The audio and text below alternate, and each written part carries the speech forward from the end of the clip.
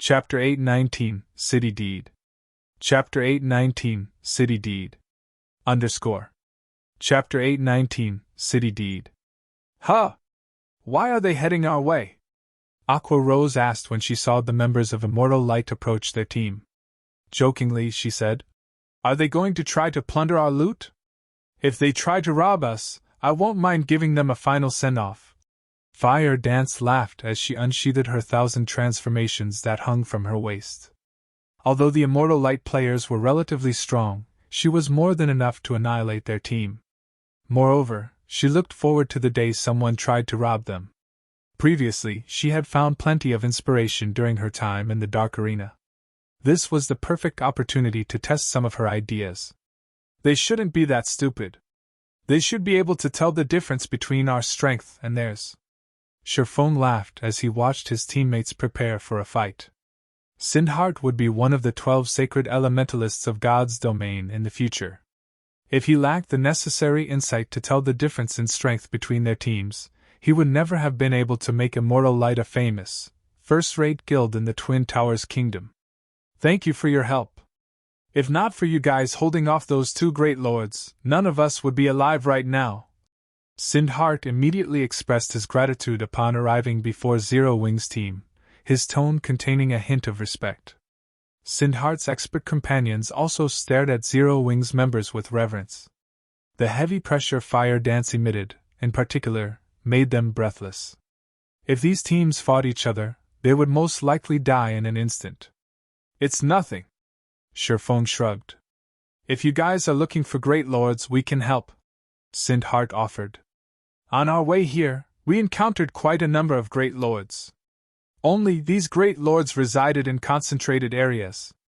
It's highly likely that you'll attract a second great lord while dealing with the first.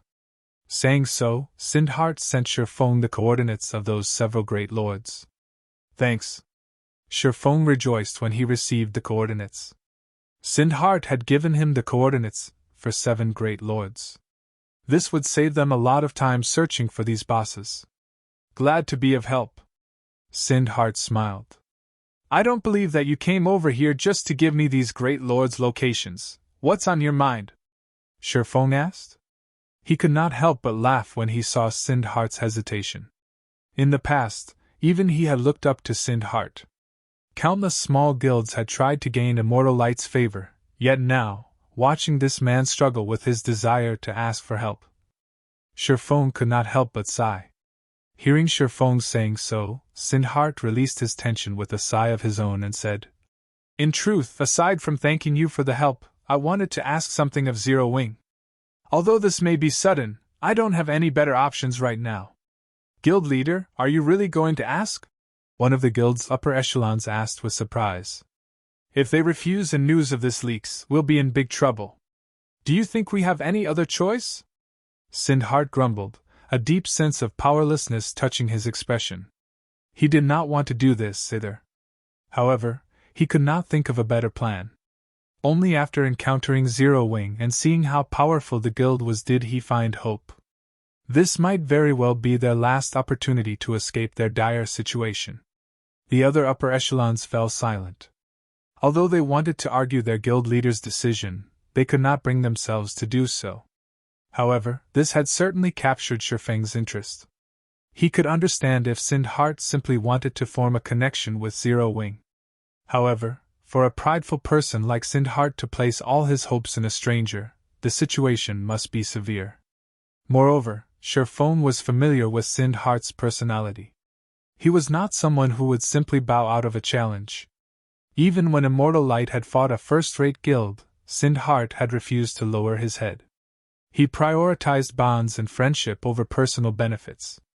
Otherwise, he would not have risked Immortal Light's extinction just to help an allied guild resist a first-rate guild. God's domain was only a game. Sherfone could not imagine what could cause someone like Sindhart to despair. I wish to sell several plots of land in the Twin Towers Kingdom. I will sell these lands at 90% market price. I'd like to offer them to Zero Wing in exchange for coins or top-tier equipment of the same value, Sindhart finally said after a long moment of silence. Sell land? Sherfone was curious. Since when had Sindhart become a land broker? If they're rubbish lands, Zero Wing is not interested. Please rest assured, the lands are in Snowfield City and have a lot of potential, Sindhart said as he took out several Snowfield City deeds. These are close to the underground arena, the Adventurers Association, the auction house, and the War God's Temple. Have you lost your minds? You're actually selling these? Blackie could not help his shock after seeing the deeds. Currently, most of the lands in major NPC cities with potential had been purchased already. It was extremely difficult to buy these lands even if one could afford them. With God's Domain's blazing popularity, more people would join the game in the future. The value of these lands would soar. In less than half a year, these lands would be worth several times their current value. It was especially true for the lands in Twin Towers Kingdom's third-ranking city, Snowfield City. Yet, Immortal Light wanted to sell away these lands, at 90% market price no less. This was simply inconceivable. They are indeed good plots of land. However, why are you trying to sell them to Zero Wing? Sherfong asked. The Twin Towers Kingdom and Star Moon Kingdom shared many aspects. Both were medium-sized kingdoms. Although Snowfield City was no match for White River City in terms of status, it was its kingdom's third-ranking city. Many organizations would offer a high price for these lands. Sindhart fell silent for a moment. Shortly after, he sighed and said, "It's not that I don't want to sell them, but nobody is willing to buy them." Why? The value of these lands will only increase in the future. Why doesn't anyone want to purchase them? Aqua Rose asked, slightly surprised. Even the lands in the 20th ranking city in the Twin Towers Kingdom would be highly sought after, much less the valuable lands in the third ranking city. Aqua Rose had personally ventured to other kingdoms to purchase several plots of land for the Candlelight trading firm, so she understood how popular these lands were.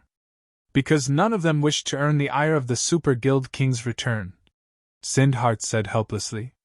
When Zero Wing's members heard Sindhart's words, they were dumbfounded. King's Return was a veteran super guild.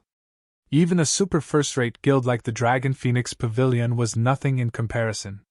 Moreover, the King's Return's headquarters was in the Glory Empire, an empire located only a short distance away from Star Moon Kingdom and the Twin Towers Kingdom. Sherfone was similarly shocked by this revelation. A small guild like Immortal Light had actually provoked a super guild like King's Return. No matter how he thought about it, this shouldn't be possible. Moreover, it would be child's play for King's Return to wipe Immortal Light out of existence. Immortal Light was no threat to the super guild at all. Gnashing his teeth, Sindhart stated, "I don't want much for these 5 plots of lands. I only ask for 13,000 gold. Chapter 820 A Group of Lunatics. Chapter 820 A Group of Lunatics. Guild Leader! Sindhart's asking price shocked the several upper echelons he had with him. These were 5 high-potential, golden lands. I know what I'm doing! Sindhart barked, having made up his mind. Originally, he had intended to raid Great Lords for some level 40 top-tier equipment and sell the items. However, they were not strong enough to take down level 40-plus Great Lords.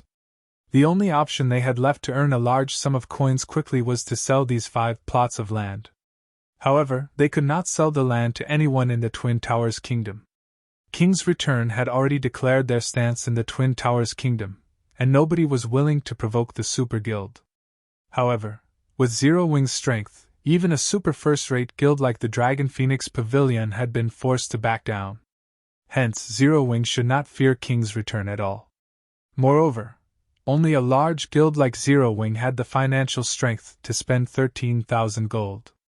Zero Wing occupied a treasured land like the Stone Forest town.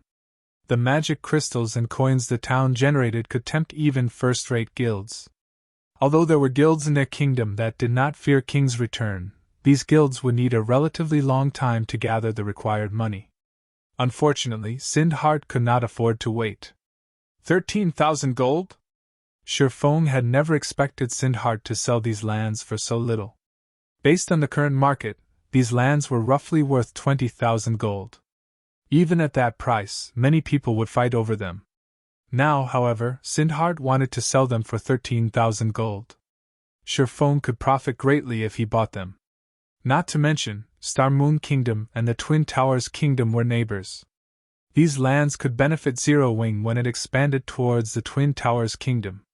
It seems that Sindhart has been backed into a corner. Shurfong could more or less understand Sindhart's current predicament after seeing the man's anxiety. In Shurfeng's previous life, however, immortal light had never ceased to exist. This showed that King's Return had not wiped out immortal light in the past. Moreover, he had never heard of King's Return attacking immortal light. Immortal light had most likely relied on itself to solve this problem. All right, we'll buy these 5 plots of land. Shurfong nodded. Only, we'll need some time to prepare such a large sum. Why don't we conduct the trade in 3 days? 3 days? Sindhart pondered for a moment. Quickly, his tense expression relaxed as he responded. Thank you. I'll visit Zero Wing personally. Following which, Sindhart led his guild members away from South Lake City. Guild leader, are we really going to oppose King's Return?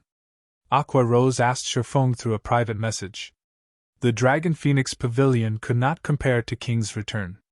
Moreover, Glory Empire was not far from Star Moon Kingdom. Once mounts were available in God's domain, the Super Guild's threat to Zero Wing would not be a laughing matter. Don't worry. We're just conducting business. If we stop doing business just because a Super Guild demanded it, we might as well give up competing for dominance over God's domain, Shurfong said, shaking his head. Moreover, this isn't a major issue. If King's Return were truly angry, it would have annihilated Immortal Light already. If the Super Guild struck, Immortal Light would have no power to resist. Sindhart had helped him in the past. Now, he was only returning the favor. Moreover, he could make a huge profit with this trade and secure Sindhart's gratitude. If Sindhart owed him a debt, he might be able to poach Sindhart into Zero Wing in the future. Why wouldn't he accept such an offer? Indeed. If we can obtain those 5 plots of land, the Candlelight trading firm can start its development in the Twin Towers Kingdom. Aqua Rose agreed with Shurfeng's reason. Zero Wing was no longer the weak, little guild it had been. If they cowered from such a small issue, developing the guild in the future would be a problem. If King's Return truly wanted to deal with Zero Wing, it would have to consider its options carefully. The Super Guild was not powerful enough to annihilate Zero Wing in Star Moon Kingdom. Zero Wing really is amazing. They're not even afraid of King's Return? Deathwind had never imagined that Shurfong would agree to Sindhart's offer so decisively. For a moment, he was at a loss for words. The Wind God's spear was already impressive for standing up against the first-rate guilds in the Dark Knight Empire. However, Zero Wing was far more amazing. The guild was not even afraid of the titans of the virtual gaming world. I wonder when the Wind God's spear will conduct itself like Zero Wing? Deathwind's mind wandered. Maybe joining a guild like Zero Wing isn't a bad idea. At this moment, Autumn Goose envied Thoughtful Rain and Blue Bamboo. After Immortal Light departed, Shurfong led the team on a hunt for more Great Lords. With the coordinates Sindhart had provided, the team quickly cleared a path towards these Great Lords. The Great Lords behind city walls were no challenge for Zero Wing's core members. The only issue they encountered was their Berserk skills cooldowns. Fortunately, however, not every Great Lord required their Berserk skills. For 2 days, Shurfong and the others spent their time either killing Great Lords or clearing a path through random monsters towards Great Lords. Time passed leisurely as they learned more about each other. Over these 2 days, their experience bars had risen rapidly due to the large mobs of monsters they killed. Not only had Shurfong reached level 40, but Aqua Rose and the others had also hit level 40. This is the last one. Thoughtful Rain looked at the fallen Great Lord as she collected her 20th Great Lord's life force. Oh? Not bad.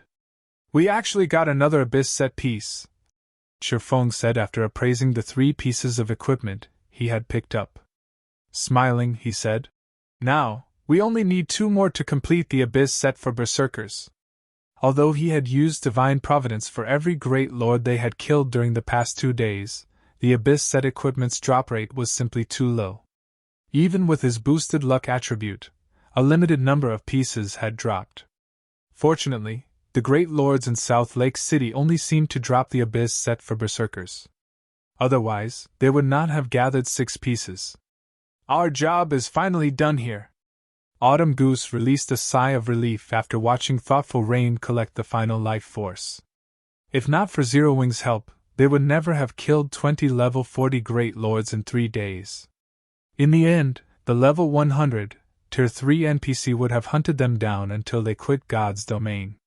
However, after realizing that they had completed their quest, Autumn Goose was slightly disappointed. While grinding monsters and raiding bosses with Shifeng and his team, not only had they enjoyed chatting with each other, but she had also learned several techniques from Zero Wing's core members. Now that their quest was complete, they would have to go their separate ways, and she could not help her slight reluctance. Leader, since we have completed the quest, it's time to deal with the other issue, right? Fire Dance asked as she turned to the gigantic bone dragon in the sky, a glint of excitement flashing in her eyes. The rest of the team laughed at Fire Dance's jubilance. It was definitely not their style to leave a Grand Lord alone. To avoid any unnecessary risks, they had avoided challenging the Frostbone Dragon. Now that they had finished their main objective, however, they had to kill the Grand Lord. That's a level 45 Grand Lord you're talking about. Autumn Goose could not believe that these members from Zero Wing actually considered raiding the dragon. They were insane. How can we possibly win against that with so few people? It might have been impossible before, but it is definitely possible now, Shifeng said, laughing. He then retrieved a dark gold flute from his bag. Complex runes decorated the flute, and it emitted a faint pressure. Chapter 821 Demonic Flame Tiger. Chapter 821 Demonic Flame Tiger. Is it really possible? Autumn Goose muttered doubtfully. Chills crawled down her spine despite the Frostbone Dragon being so far away, her instincts constantly warning her of the danger. Every time the Bone Dragon flapped its massive wings, the sounds of explosions rang through the air.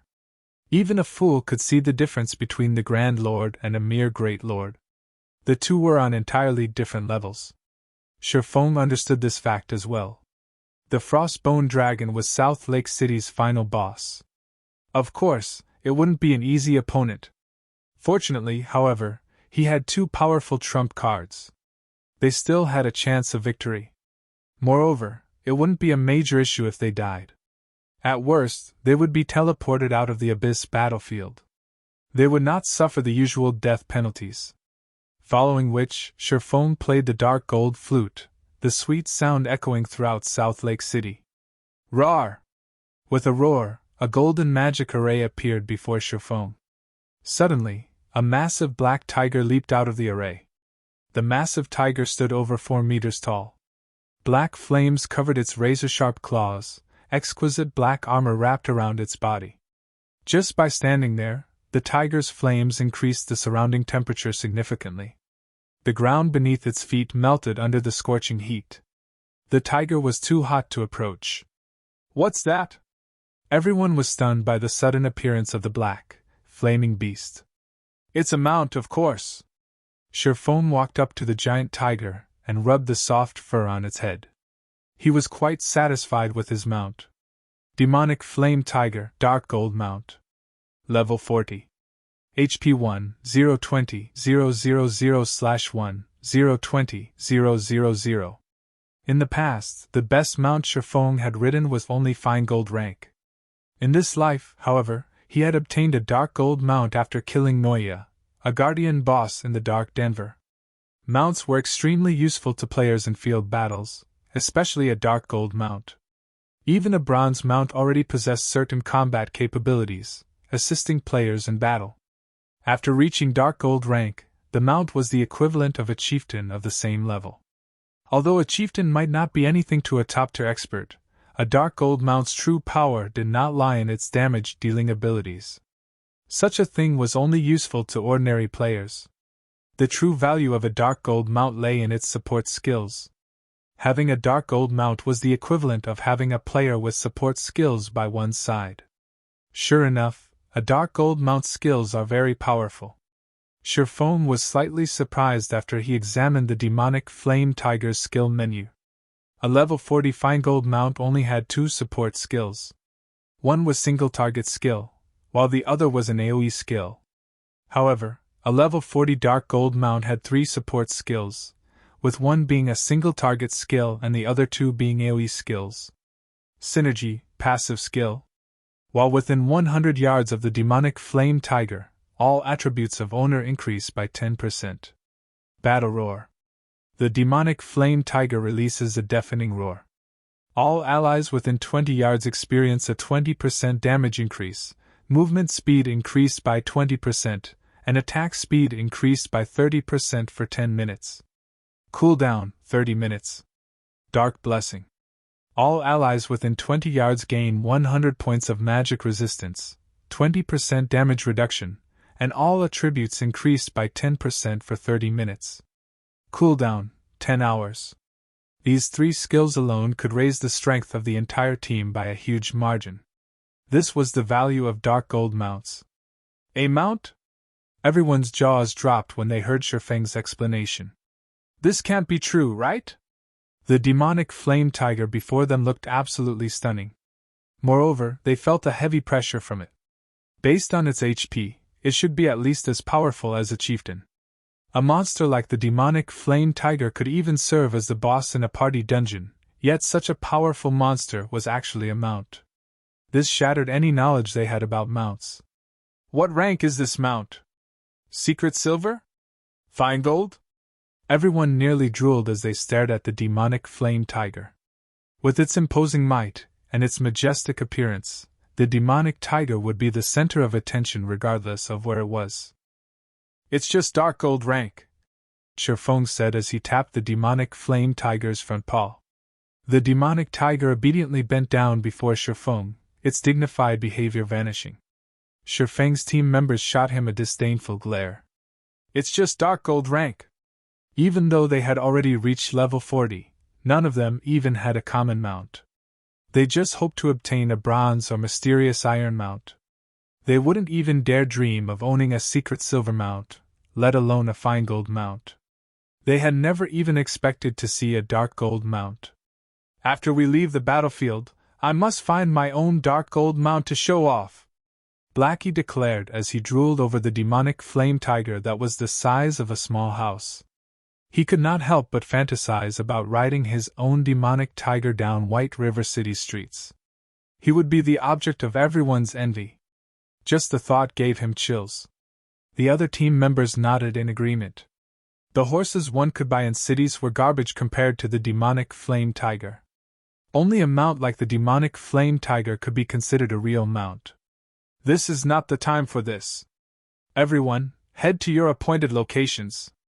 Aqua, cast Song of Sprites on me, Shifeng commanded. The epic rank staff song of Beatrice he had previously given Aqua Rose had a very powerful skill, the Song of Sprites. It could amplify the effects of a specific spell. When used on large-scale destruction spells and summoning skills, this skill was incredibly powerful. Shifeng had long since used up his magic amplification scroll. The Song of Sprites was the perfect skill to replace it. Following which, Shifeng summoned the Demon Gate. Aqua Rose used Song of Sprites on Shifeng, instantly buffing the demon summoning by 300%. In the next moment, a Tier 3 battle demon wielding a two-handed sword in one hand emerged from the Demon Gate. Battle Demon. Level 55. HP 14, 000/14, 000/000. It was a success. Seeing the Tier 3 battle demon step away from the Demon Gate, Shifeng used the Bible of Darkness's ability to rob the battle demon of its will, turning it into a puppet. Is this Shifeng and these core members' true strength? The instant the battle demon appeared, Autumn Goose, Thoughtful Rain, and the others were stunned. A Tier 3 demon was the equivalent of a Great Lord-ranked monster. It was also level 55. That monster could kill them instantly. Just how powerful is Zero Wing? Autumn Goose and the others struggled with their shock.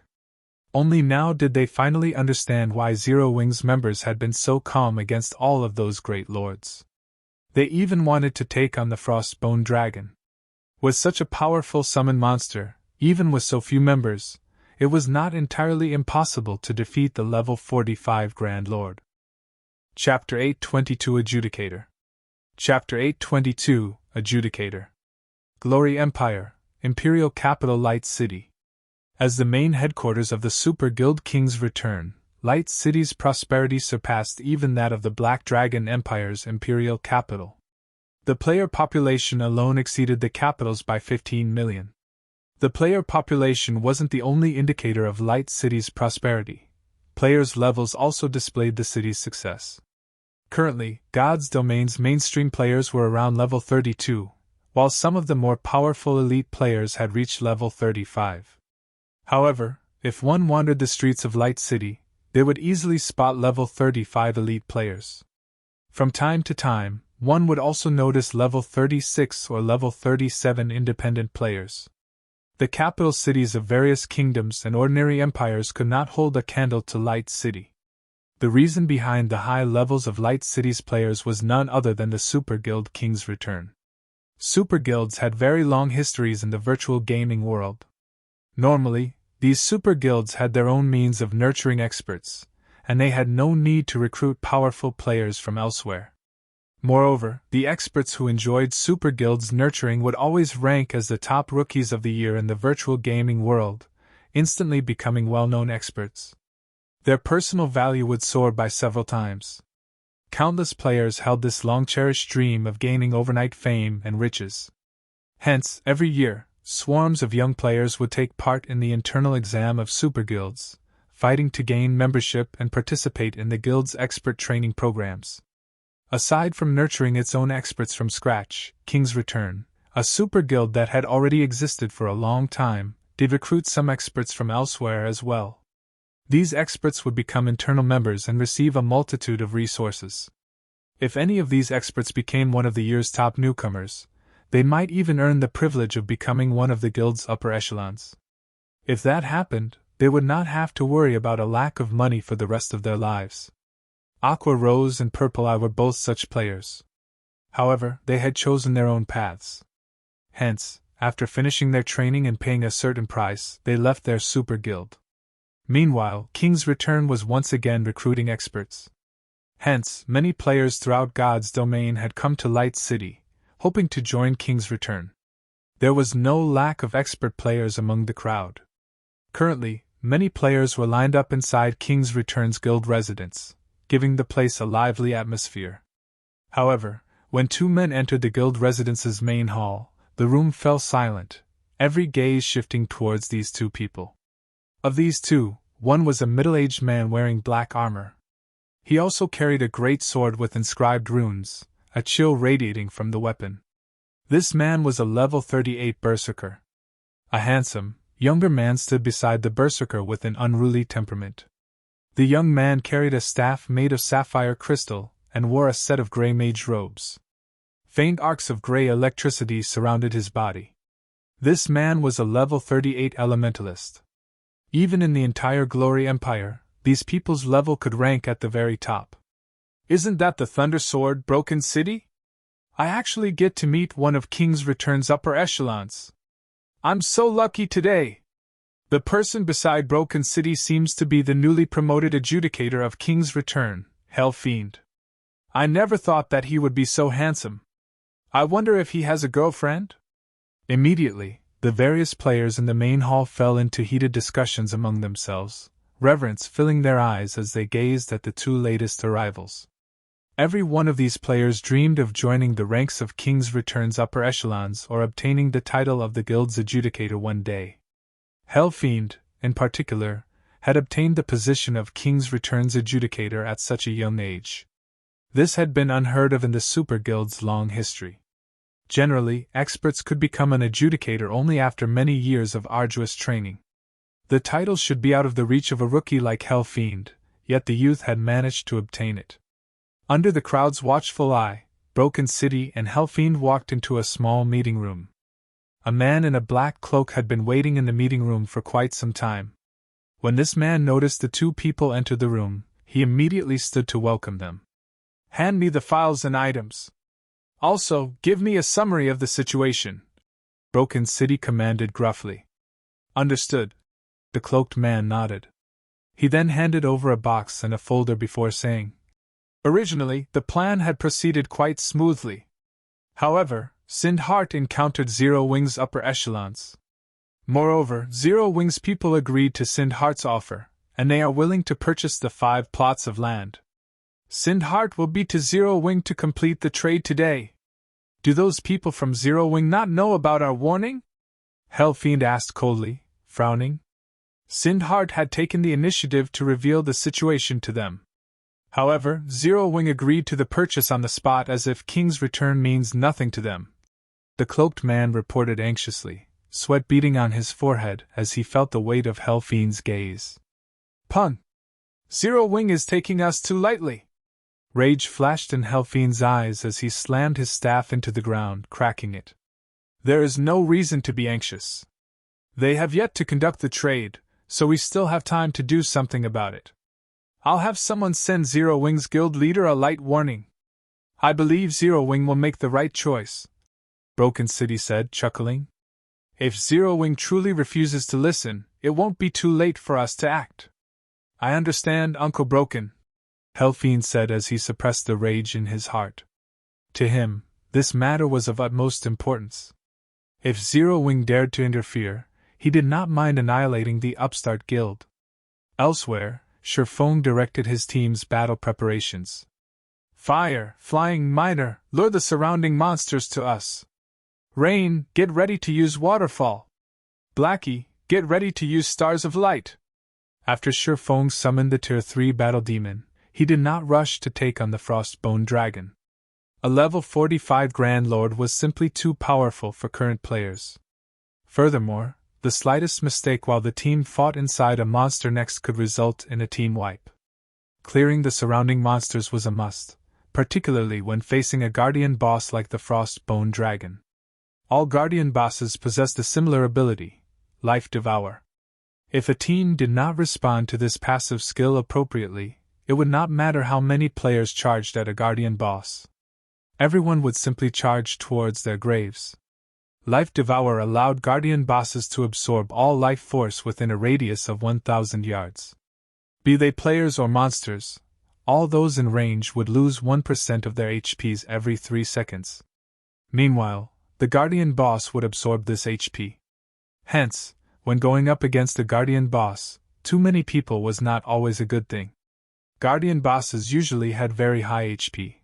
Chances were high that players could not even deal enough damage to these bosses to overcome their innate battle recovery. Moreover, when fighting a Grand Lord like the Frostbone Dragon, players' stamina consumption rate would be very high. They could not afford to fight a battle of attrition against such bosses. In the end, players would die from exhaustion. Finally, after over an hour, Shurfeng's team managed to clear all of the monsters within the Frostbone Dragon's range of activity. "Move out!" Following which, Shurfong directed the battle demon to charge at the Frostbone Dragon. He also activated the demonic Flame Tiger's Battle Roar and Dark Blessing. Immediately, the entire team's attributes and magic resistance rose by a large margin. Chapter 823 Monster Level Battle. Chapter 823 Monster Level Battle. Roar! When the battle demon was within 200 yards of the boss, the Frostbone Dragon sensed the demon's presence. As it released a furious roar, the Grand Lord flapped its massive bone wings. The generated gusts prevented the battle demon from approaching. Before the wind came to an end, the Frostbone Dragon stretched open its jaws. Suddenly, a storm broke out, covering a 200-yard radius, and a seemingly endless amount of mana gathered in the Bone Dragon's mouth. "Damn it, it's using dragon breath!" Realizing what he was seeing, Shurfong hurriedly shouted, "Everyone, get away from the Bone Dragon's front!" Shurfeng's command confused Aqua Rose and the others. They were currently over 300 yards away from the Grand Lord. At such a distance, the Bone Dragon's attack should not be a threat. However, seeing at Shurfeng's anxious expression, the Zero-Wing team did not dare to be careless as they rushed to the sides. Due to Battle Roar and Dark Blessing, everyone's attributes had received a significant boost. Their movement speeds had also increased massively. In the end, they managed to move just as the mana in the Grand Lord's mouth reached a critical level. Before the team could relax, however, they suddenly felt a chill from behind them, and they could not help their shivers. Instantly, a beam of white light devoured the buildings behind them. How is this possible? Aqua Rose could not believe her eyes. The 600-yard stretch before the Frostbone Dragon had transformed into a frozen tundra. Had they not dodged the breath attack in time, they would have lost their lives. How can a Grand Lord be so powerful? The crowd gasped collectively. With such a wide and long-range AoE attack, even an army of 10,000 players would die instantly. All right, snap out of it. Let the Battle Demon pin the Frostbone Dragon down. Everyone else, attack from the dragon's sides. Absolutely do not stand in front of it. Shifeng immediately commanded, not finding the Grand Lord's powerful attack one bit surprising. The Frostbone Dragon ruled over a city. Zerg tactics would never be enough for players to kill it. If not for his ability to summon a Tier 3 demon, he would not risk everyone's lives by provoking such a boss. Although the Frostbone Dragon was more powerful than their team, it was only a level 45 Grand Lord. However, the Tier 3 demon he had summoned was level 55. The difference of 10 levels could, mostly, make up for the difference in rank. Even if he could not exert the Tier 3 demon's full strength, he could use it to pin the boss down. As the breath attack ended, the Battle Demon, which Shifeng had previously moved out of the breath attack's range, arrived before the Grand Lord and used a Tier 3 skill. Round Flash. Countless flashes of light appeared around the Bone Dragon's skull until the monster's head was hidden behind a dazzling, silver glow. -592,018. The Frostbone Dragon released a pained cry as its body fell to the ground abruptly, flattening the buildings beneath it. The impact caused South Lake City to tremble. As for Autumn Goose and the others, who had begun their charge towards the Frostbone Dragon, they were momentarily stunned. With a single hit, the Tier 3 demon demolished a small, but visible, chunk of the Frostbone Dragon's HP. This one attack was most likely more powerful than the combined attacks of a player army of thousands. Moreover, this was the first time she had ever seen Tier 3 beings fight against each other. Usually, she only saw players tackle monsters. The shock of watching two monsters face each other was intense. This scene allowed them to realize just how weak players were. Compared to this great battle, their previous battles were practically child's play. Before the Frostbone Dragon, which towered over 100 meters tall, any player would seem insignificant. The mental pressure the Grand Lord exerted stole their breath. Don't stop! We've entered its frost domain! As long as we remain inside this domain, our stamina will decrease rapidly. Even if we don't move, our stamina will decrease. We need to hurry and get rid of the Bone Dragon before our stamina runs out. Shifeng reminded his team as he glanced at Autumn Goose, Thoughtful Rain, and the others, who had stopped moving due to shock. Notify me immediately if any of you run out of stamina during the battle. Yes. Everyone nodded as they regained their focus. Against such a boss, Aqua Rose and the other core members of Zero Wing fared relatively well. After all, they had raided a Grand Lord before. Only, the Frostbone Dragon was significantly more powerful than that Grand Lord. However, this was the first time Autumn Goose, Death Wind, Gunfire, Thoughtful Rain, and Blue Bamboo had faced a Grand Lord. Fighting against such an oppressive pressure and bathing in such frigid killing intent, even moving became a struggle for them. It would be a miracle if they could even exert 50% or 60% of their usual strength. How can a Grand Lord be so terrifying?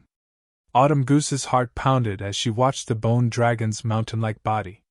She then looked at Fire Dance and the others, who appeared almost unfazed and were still charging towards the Grand Lord, and she smiled bitterly. Back in the Wind God's Spear, she had always pursued adventure and excitement. However, compared to the Frostbone Dragon, those adventures had been a walk in the park. This Grand Lord's might was overpowering enough that she felt incredibly powerless. In contrast, despite such an oppressive pressure, Zero Wing's members did not show any signs of slowing. With this, one could easily tell that Zero Wing's members had long since become accustomed to such battles. For some reason, a random thought invoked a strange feeling within Autumn Goose. This was what she has searched for all this time. While Autumn Goose was caught up in her daze, the Frostbone Dragon slammed its massive claws down onto the battle demon. Unable to dodge the attack in time, Sherfone could only direct the battle demon to defend itself with its weapon. Boom! Minus 95,164. The ground beneath the battle demon's feet shattered as the demon became embedded into the ground. The surrounding land shook from the impact, a deep fissure forming and spreading towards Autumn Goose. Autumn Goose was momentarily taken aback. Compared to the Frostbone Dragon's destructive power, the great lords they had defeated earlier were nothing more than harmless kittens. However, Autumn Goose still reacted. Although her movements were sluggish due to the Guardian boss's pressure, she had managed to pull her weapon up before her. Pun! The incoming shockwave struck and threw Autumn Goose, a damage of minus 867 appearing above her head. A gasp tore through the watching players. Despite standing so far away, Autumn Goose still received nearly minus 900 damage after defending herself successfully. If she had failed to lift her weapon in time, she probably would have lost over 4,000 HP in an instant. As for the Frostbone Dragon's claws, even Kola might die instantly if he received a direct hit. Even after activating his Berserk skill and all of his life-saving skills, he would only survive one attack at most. Fortunately, however, they had a Tier 3 demon to take the Bone Dragon's hits for them. Otherwise, they wouldn't have any chance of surviving against the Grand Lord. Sherfone simply smiled at everyone's reaction. Ordinary bosses could not compare to a Guardian boss. Furthermore, the Frostbone Dragon was a member of the dragon race. It was much stronger than ordinary bosses. Even if Kola reached level 45, he could not tank this boss by himself. At the very least, they needed 3 MTs of equal caliber to handle the Frostbone Dragon. This should be far enough. Sherfone arrived beside the Bone Dragon and raised the Abyssal Blade. He swung the magic weapon down on the Grand Lord. Abyssal Curse. Chapter 824 Super Large Scale Destruction Spell. Chapter 824 Super Large Scale Destruction Spell. _ Seal! Sherfone shouted low. Suddenly, a massive, black magic array appeared beneath the Frostbone Dragon's feet. Even with its gigantic body, the magic array enveloped the Grand Lord, and an endless stream of black fog penetrated the Bone Dragon's body, slowly corroding it. Roar! The Frostbone Dragon struggled, trying to break free from the array's bindings, but no matter how hard it fought, it could not expel the black fog from its body. Everyone on the team immediately used their most powerful skills against the Frostbone Dragon. Lifting his spear, Gunfire leaped into the air and used Beheaded. Pun! Although the Frostbone Dragon had received the attack without any resistance, when Gunfire's attack struck the Grand Lord's white bone, it felt as if he had just hit a solid wall. Not only did the attack fail to cause any external damage, but the resulting vibration also inflicted pain to his own hand. His attack had only caused slightly over minus 700 damage. What kind of defense is this? Horror filled Autumn Goose as she stared at the damage. No matter what was said or done, Gunfire was one of the top-ranking experts in the Wind God's spear. He was very well equipped. Even against all those great lords prior to this fight, his beheaded skill always dealt around minus 2,000 damage. Now, however, even after receiving a significant boost to his attributes, his beheaded had only caused around minus 700 damage. The Frostbone Dragon's defense had to be more than double that of the previous great lords. Meanwhile, the Frostbone Dragon had 64 million HP. With its battle recovery alone, it could regenerate 640,000 HP every second. Not to mention, since the battle had begun, the Grand Lord had been absorbing 1% of their HP every 3 seconds. With such a powerful recovery, even 100 continuously attacking gunfires would barely scratch the Frostbone Dragon. There would be no threat to the Grand Lord at all. Fire Dance then jumped up from the Frostbone Dragon's right, landing on the Grand Lord's spine, instantly executing Absolute Strike. However, 1,000 transformations, which was even sharper than the Sacred Sword Killing Ray, cut at the pearly white bone. The short sword only dug 3 centimeters deep into the bone before coming to a halt. Minus 14,489. Why is there such a huge difference in defense? Fire Dance frowned. Absolute Strike was her most powerful burst skill, yet even after a critical hit, the skill only dealt over minus 10,000 damage. At this rate, they would die from exhaustion before they could kill the Frostbone Dragon. If this was already the case for Fire Dance, there was no need to mention how little the others could do against the Frostbone Dragon. Everyone's most powerful skills had only managed to deal around minus 4,000 damage to the Grand Lord. Only after including Shifeng's damage did the team barely deal enough to overcome the Frostbone Dragon's recovery.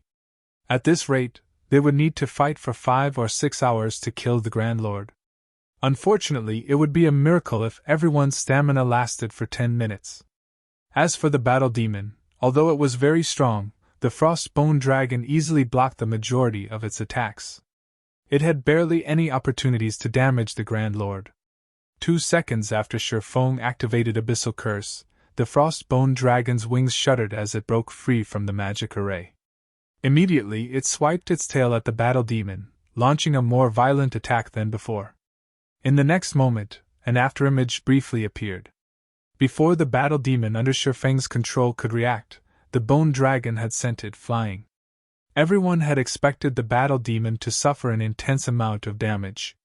However, the Battle Demon only lost around 70,000 HP. That was even less than the damage it had received before. The Bone Dragon's attributes have decreased, Aqua Rose stated as she looked at the Frostbone Dragon's HP.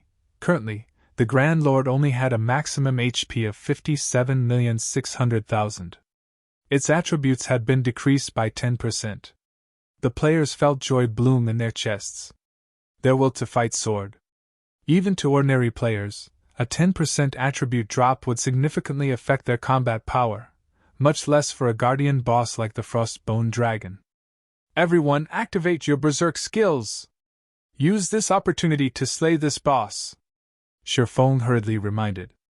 Abyssal Curse could reduce the Frostbone Dragon's attributes for 10 minutes, so if they could not finish the Grand Lord off in these 10 minutes, it would become much harder to defeat later. They needed to exert all of their strength now. Following Shifeng's command, everyone activated their Berserk skills at full strength. As for Shifeng, he activated Heavenly Dragon's power. Among the several Berserk skills Shifeng had, Dragon's power increased his strength attribute the most. With the Tier 3 Battle Demon acting as a meat shield, Shifeng used Silent Steps and appeared directly behind the Frostbone Dragon. Phantom Kill! Flame Burst! Shifeng and his doppelganger released a series of 30 dazzling explosions on the Bone Dragon's weakened ribcage. Minus 20,484. Minus 28,497. Minus 41,054. Minus 57,149. 30 consecutive hits struck the Frostbone Dragon, instantly stealing a small chunk of the Grand Lord's HP. Aqua Rose used Song of Sprites and cast the Tier 1 spell Soul Cloud. In the next moment, several dozen damages appeared above the Frostbone Dragon's head, each one devouring over 1,000 HP. In addition, Aqua Rose summoned 3 blue fire crows and 3 forest sprites. Although each summoned creature could only deal around minus 1,000 damage, with the 6 attacking together, they instantly destroyed over 6,000 of the Grand Lord's HP. In terms of damage output, Aqua Rose was only inferior to Shifeng and Fire Dance. Besides, the blue fire crows were slightly different from the forest sprites. The blue fire crows possessed the growth skill. As time passed, they would increase in rank. From elite monsters, the blue fire crow could grow to become lords. At that point, Aqua Rose's damage could even surpass Fire Dance's. Seconds and minutes passed quickly. Under Shifeng and his team's all-out assault, the Frostbone Dragon's HP quickly fell to 30%. Finally, the Tier 3 Battle Demon was in an extremely miserable state. It currently had less than 20% of its HP remaining. Foolish humans, feel the wrath of the abyss! The Frostbone Dragon bellowed as it suddenly flapped its wings. Shio! The Frostbone Dragon instantly appeared above South Lake City. In the next moment, an endless amount of elemental mana surged towards the Frostbone Dragon's body from all directions. At the same time, a deep blue, twofold magic array appeared above South Lake City as well, enveloping the entire space above the city. The violent power radiating from the magic array threw everyone to the ground as if the end of the world had arrived. It's over. How does the Bone Dragon know such a spell? Shock filled Aqua Rose's eyes as she stared at the magic array above South Lake City. With her understanding of magic arrays, she knew that they had absolutely no chance of defending against the Frostbone Dragon's spell. They could only wait for death to claim their lives. With spells like this, how can anybody defeat the Frostbone Dragon? The other team members felt similarly powerless as they watched. It was technically not impossible to deal with a super large-scale destruction spell like this. However, with the magic array covering the entire South Lake City, how could they escape the spell's range in time? Ha! Go on! Flee! Let's see if you can escape the wrath of the abyss! The Frostbone Dragon laughed. I've been waiting for this. Shifeng's lips curled into a smile. He had been waiting for this moment for a long time. Immediately, he activated Wind Rider. He then switched the aura of wind to the aura of time before looking at Aqua Rose, saying, Use Song of Sprites on me. It had already been 5 minutes since Aqua Rose last used Song of Sprites. The skill's cooldown should have ended. Although Aqua Rose did not understand what Shifeng intended to do, she cast Song of Sprites on him. Shifeng then flew towards the Frostbone Dragon, which was still in the process of gathering and condensing mana. Absolute Time. This was Shifeng's final trump card against the Frostbone Dragon. If he could not interrupt the Frostbone Dragon's abyssal wrath, a super large-scale destruction spell, trying to deal with the Grand Lord would be sheer lunacy. Immediately, with the Frostbone Dragon as the center, the space within a radius of 300 yards froze. All mana in the area scattered and vanished immediately. No! Due to the sudden loss of mana, the Frostbone Dragon released a pained cry as it suffered a backlash from its spell. Its massive body, which had been over 100 meters in height, suddenly shrunk to only 60 meters or so. Its attributes also fell by 40% as it entered a weakened state for 3 minutes. The Frostbone Dragon's body then crashed to the ground. With its combat power greatly reduced, how could the Frostbone Dragon be a challenge for the team from Zero Wing? Even without the Tier 3 Battle Demon, the Frostbone Dragon was no longer a threat. At this time, Shifeng activated the power of darkness, his attributes soaring once more. He then began a rampant assault on the Grand Lord. When the Frostbone Dragon had less than 500,000 HP remaining, Shifeng activated Divine Providence before using Flame Burst on the Grand Lord, destroying the Grand Lord's final strand of HP. The instant the Frostbone Dragon died, everyone heard the sound of a system notification. Chapter 825 Loot of a Grand Lord. Chapter 825 Loot of a Grand Lord. It's finally dead! They could not help but breathe out a sigh of relief when they saw the Frostbone Dragon falling to the ground, the Grand Lord's HP thoroughly depleted. As the Frostbone Dragon fell to the ground, everyone's experience bars had also abruptly increased by a large margin.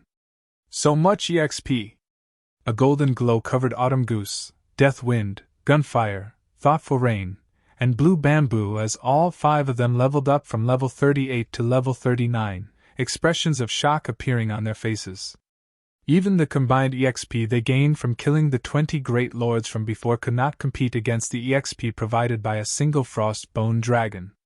While everyone was celebrating over their success in killing the Frostbone Dragon, a system announcement suddenly surprised everyone.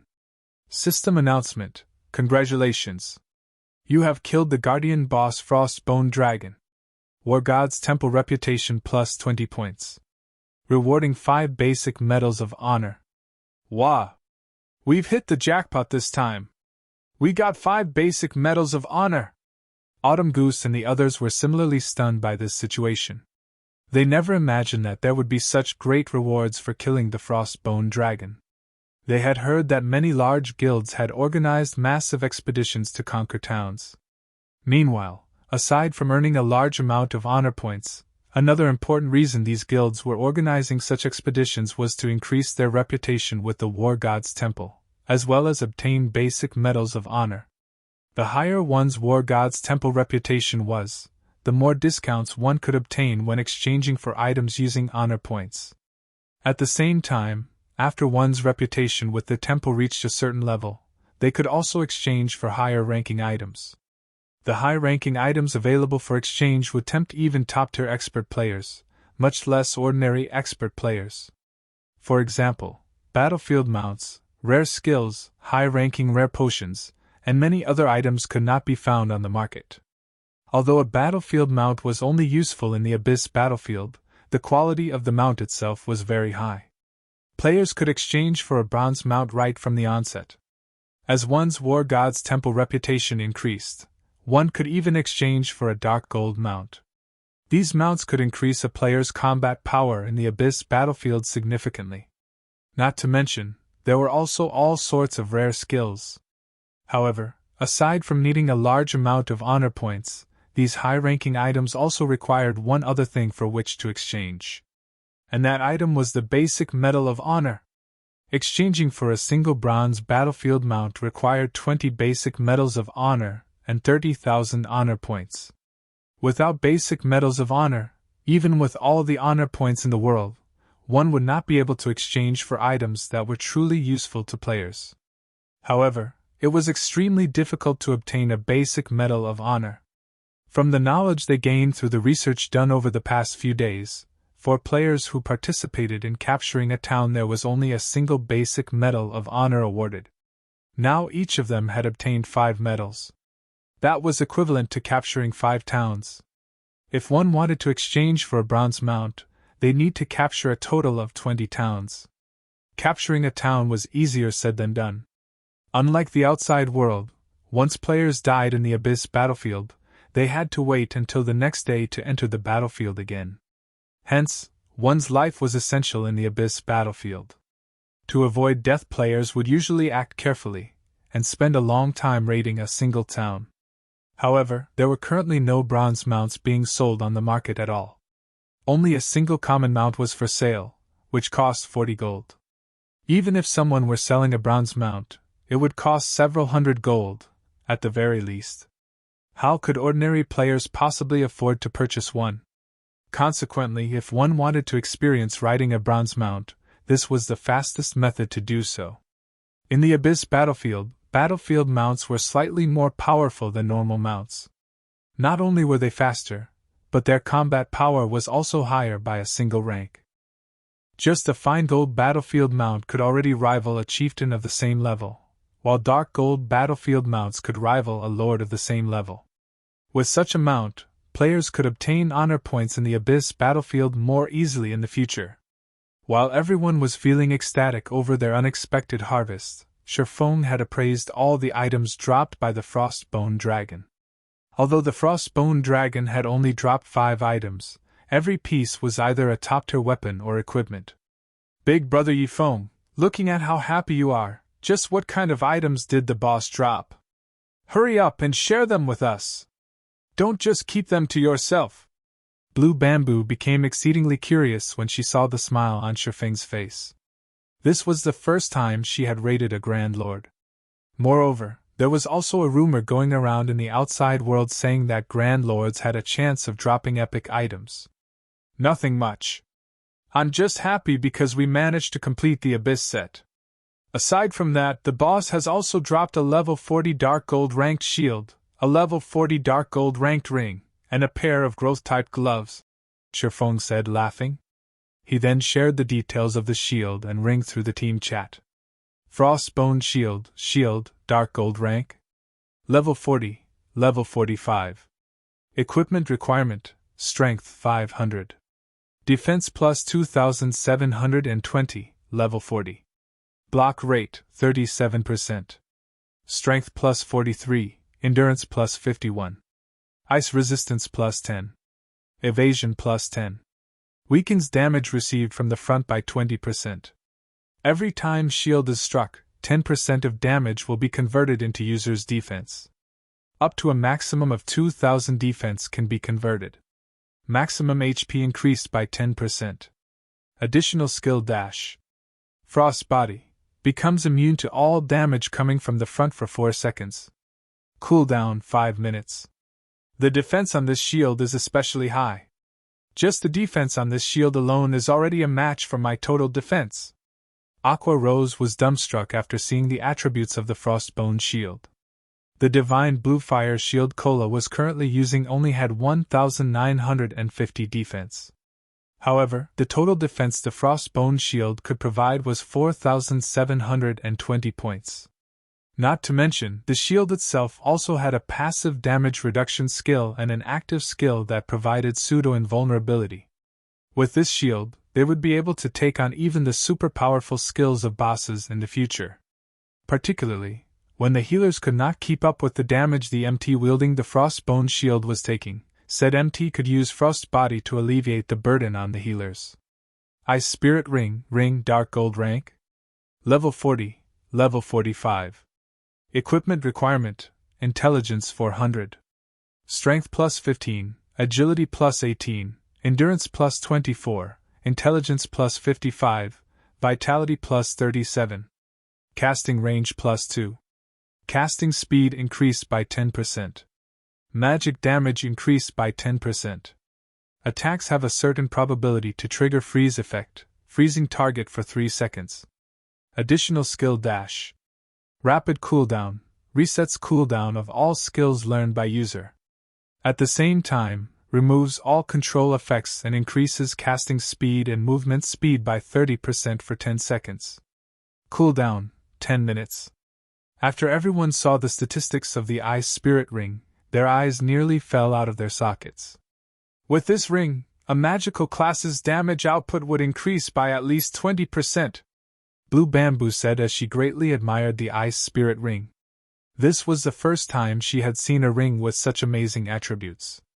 Ornaments were very rare in God's domain. Their value was much higher than even weapons. Despite being fully geared in top-tier equipment, the ring she currently wore was only a level 20 mysterious iron ring. However, she was very well off already. Many players were still wearing level 10 bronze ranked rings. However, compared to the Ice Spirit Ring, her level 20 ring was practically trash. Don't get too excited. Whether it is the shield or the ring, the value of these two items most likely cannot be compared to this pair of gloves. Sherfong then shared the stats for the gloves with everyone. Chapter 826 Background of the Number 1 Guild. Chapter 826 Background of the Number 1 Guild. Growth type equipment? Everyone looked at the image that was releasing a faint white glow.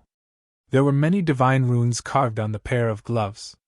There was also a small, dark blue magic array etched on the back of the gloves, with a light blue bead embedded in the middle of the magic array. Frost gloves, cloth armor, bronze rank. Level 40, level 90. Defense plus 348, level 40. Intelligence plus 26. Vitality plus 22. Endurance plus 21. Additional passive skill dash. Force chant. While casting, there is a 5% chance to cast tier 1 or below spells instantly. Additional active skill dash. Frost breath.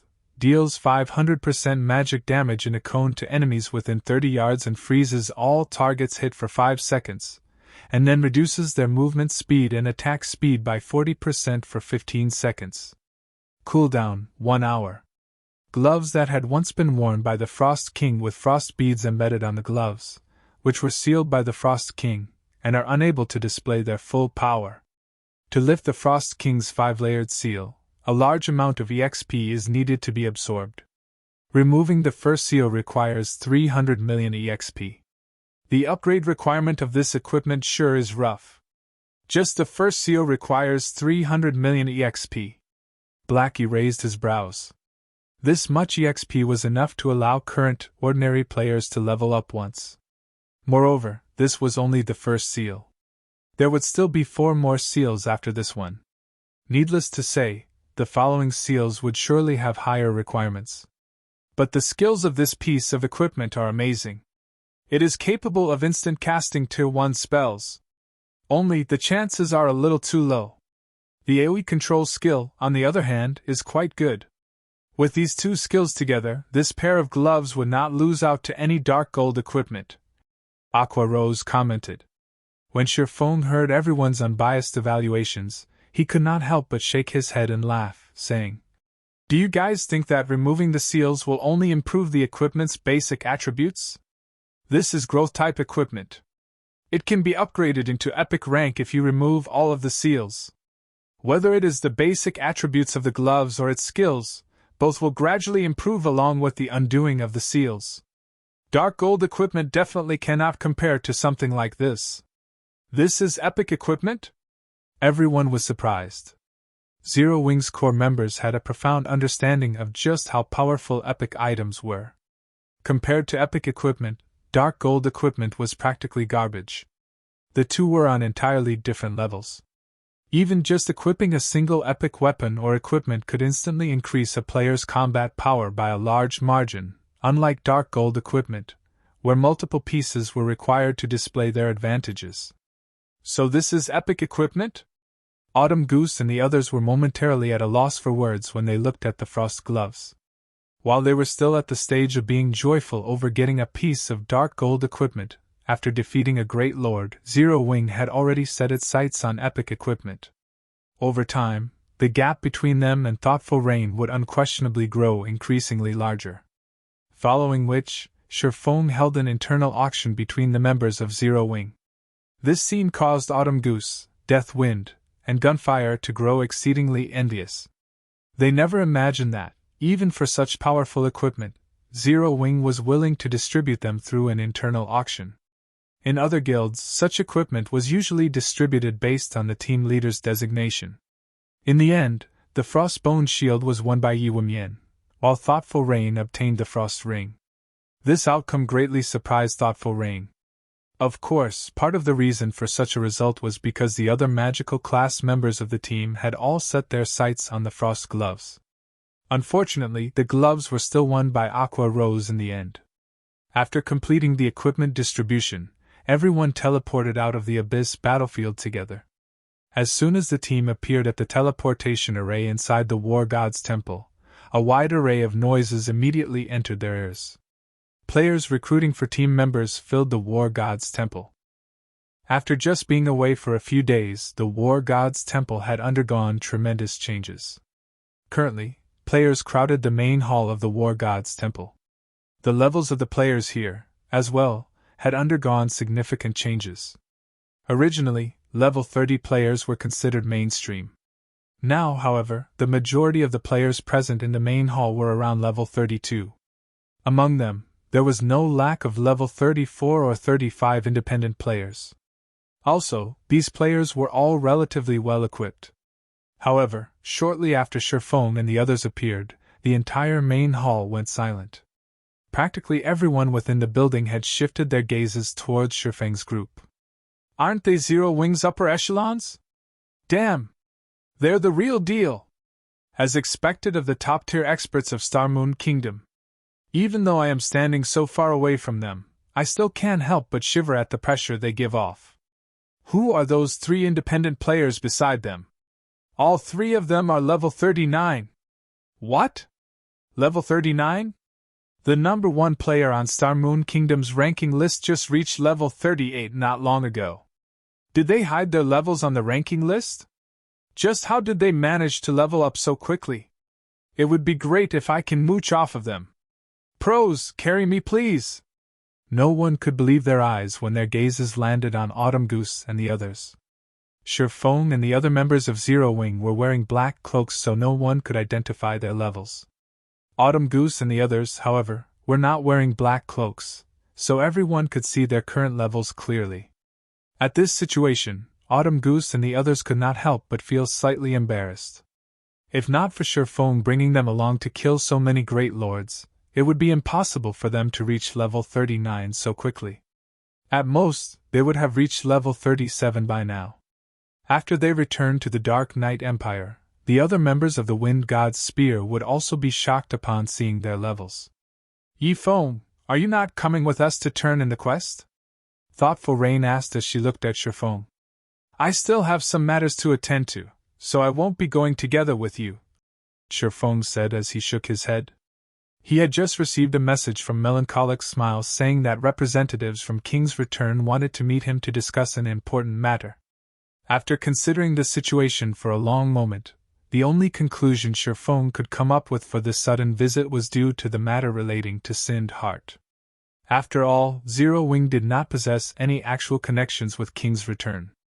However, he also felt that the possibility of such a thing happening was low. A super guild like King's Return could easily annihilate an upstart guild like Immortal Light. Just like Nine Dragons Emperor of the Dragon Phoenix Pavilion, King's Return could simply take direct action against Immortal Light. There was no need for them to go through so much trouble to deal with a single upstart guild. However, since people from King's Return had come personally to visit him, no matter what was said and done, it was necessary for him to pay back their sincerity. As for the Silver Legend quest, even if he turned in the quest together with Thoughtful Rain and the others, the most he would get in return was a little EXP. That meager amount of EXP was practically negligible to him. Now that the final arc of the Silver Legend quest was complete, there was no need for him to tag along with the group anymore. Hearing Sherfong saying so, a hint of disappointment appeared on Thoughtful Rain's face. Zero Wing's guild residence. Inside the large guild hall, Zero Wing's members could be seen moving about busily. All this was due to the appearance of the guild's stable. To purchase their own guild mount once they reached level 40, everyone began frantically taking on quests one after another, earning as much money as possible. This situation caused the entire guild to buzz with activity. However, inside the busy hall, two people were currently seated inside the reception room of the second floor, leisurely observing the situation inside the guild. They've managed to run the guild quite well. It's no wonder why Zero Wing is known as Star Moon Kingdom's #1 guild. Unfortunately, the guild's background is poor, and it doesn't have any expert nurturing capabilities. A robust man in silver heavy armor spoke disdainfully as he watched the situation downstairs. This man was a level 38 berserker. Although there were many elite players in Zero Wing, at the end of the day, they were only slightly better than the players of Star Moon Kingdom. They were no match for Empire players at all. It was especially true when comparing the levels of expert players. Currently, the highest level player in Star Moon Kingdom had only recently reached level 38. On the other hand, many of the players on Empire ranking lists had already reached level 39. At this moment, the doors to the reception room abruptly opened. Sherfong, who was currently using his appearance of Black Flame, then walked into the room. Level 40? How could this be? Chapter 827 Sword King Black Flame. Chapter 827 Sword King Black Flame. As Sherfong entered the elegant reception room, he did not bother with disguising his current level. The robust man's gaze fixed on Sherfong, confusion filling his eyes. A guild in Star Moon Kingdom actually had someone higher level than the #1 player on the Glory Empire's ranking list. No matter how he thought about it, this was inconceivable. Their levels were already quite high, so they required a tremendous amount of EXP to level up. It was especially true for leveling from level 39 to 40. All those who held their rank on the ranking list practically grinded without rest. Moreover, ordinary experts could not compare to their efficiency. Usually, these rankers had groups to lure and damage monsters for them. When the monsters dropped to their final strand of HP, these rankers would strike the final blow, taking the majority of the monster's EXP. Either that or these rankers formed teams who possessed AoE attack spells and had others lure hordes of monsters to these AoE teams. They would then rotate through each team, sharing the EXP as they killed the monsters. The basis of these systems was sacrificing other players' EXP. Only large guilds had the power to employ these methods. With such a grinding efficiency, the EXP these rankers obtained was many times more than what ordinary expert teams could earn while grinding. Only with this technique could they exceed other players by so many levels. Even so, Shurfeng had still surpassed them by such a large margin. I am Black Flame. What business do you have with me? When Shurfeng examined the two representatives, he realized that he had met one of them before. The robust man was none other than the Berserker, Thunder Tiger, whom he had met when he sold equipment in Blackwing City. Aside from the unruly-looking Thunder Tiger, Shurfeng also recognized the indifferent youth beside the Berserker. The youth's name was Ordinary Stranger. In the past, he had been one of King's Return's top 10 summoner experts.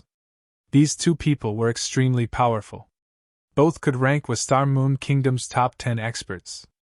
Even the top-tier experts in first-rate guilds could not hope to compete with either of these two.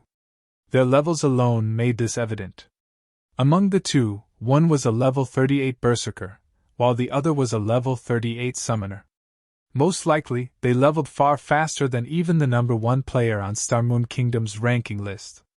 Their equipment was even more impressive. Both were fully geared with level 35 top-tier Dark Gold equipment. The staff in Ordinary Stranger's hand especially. One could not judge the staff's quality based on its appearance alone. However, Shurfeng knew that the staff in Ordinary Stranger's hand was a magic weapon. In God's domain, although there were far fewer magic weapons than epic weapons, they were significantly less difficult to obtain. One did not need to kill some kind of super-powerful boss to obtain a magic weapon. Players also did not need to complete an epic quest. Instead, a magic weapon's procurement depended on luck. Players might unexpectedly obtain a magic weapon by completing a hidden quest. They might even find a magic weapon when they opened a high-ranking treasure chest. Although magic weapons had helped many players become experts, they had ruined far more.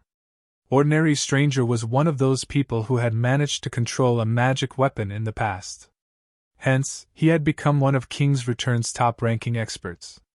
Otherwise, he would never have become one of the Super Guild's top 10 summoners. Hello, Guild Leader Black Flame. I am Ordinary Stranger of King's Return. My companion here is Thunder Tiger. Ordinary Stranger stated, a smile suddenly lighting his indifferent face. Although his smile contained no ill will, it looked horrifyingly forced. In truth, we have come to speak with you about a small matter. We hope that you can help us with this. Although he looked down on Zero Wing, he would show respect to a true expert. This was the 51st ranking expert on the God's Domain experts list, the Sword King, Black Flame. Ordinary experts might not realize what such a rank implied, but as an expert from a super guild, Ordinary Stranger understood what it meant. The fact that Shurfeng had earned the 51st rank told him that the man had already reached the Void Realm. He was many times stronger than either of them. If a fight broke out, even if they worked together, they would not be a match for Shurfeng. After meeting Shurfeng personally, Ordinary Stranger felt that the man had grown a lot stronger. He was particularly convinced when he saw the exquisite mold and intricate runes of the weapons hanging from Shurfeng's waist. Although their special effects were hidden, he was certain that dark gold weapons could not compare to those two blades. Based on the rumors floating around, these two weapons could very well be epic weapons. Epic weapons! Even experts like themselves only obtained weapons like those in their dreams. Currently, only the guild's monster-level characters possessed epic items. As to whether or not those items were weapons, that was one of the guild's absolute secrets. Even they had no clue. Even a super guild like King's Return had gone to great lengths to obtain these epic items. Hence, it was truly hard to imagine that the guild leader of an upstart guild actually wielded two epic weapons. You're looking for my help? Interesting. King's Return is a super guild. Is there truly anything your guild can't do in God's domain? Shurfeng said, laughing. Guild leader Black Flame, you jest. Ordinary Stranger said hurriedly. We really need your help with this situation. All right, tell me, what business do you have with me? Shurfeng waved his hand dismissively. Recently, we've heard that Zero Wing plans to buy some of Snowfield City's lands. We would like to dissuade you. In return, King's Return will provide Zero Wing with a plot of Light City's land, allowing the Candlelight trading firm to develop there. Ordinary Stranger explained. Although Snowfield City was the third largest city in the Twin Towers Kingdom, its player population could not compete with Light Cities. The difference between the two cities was simply too massive.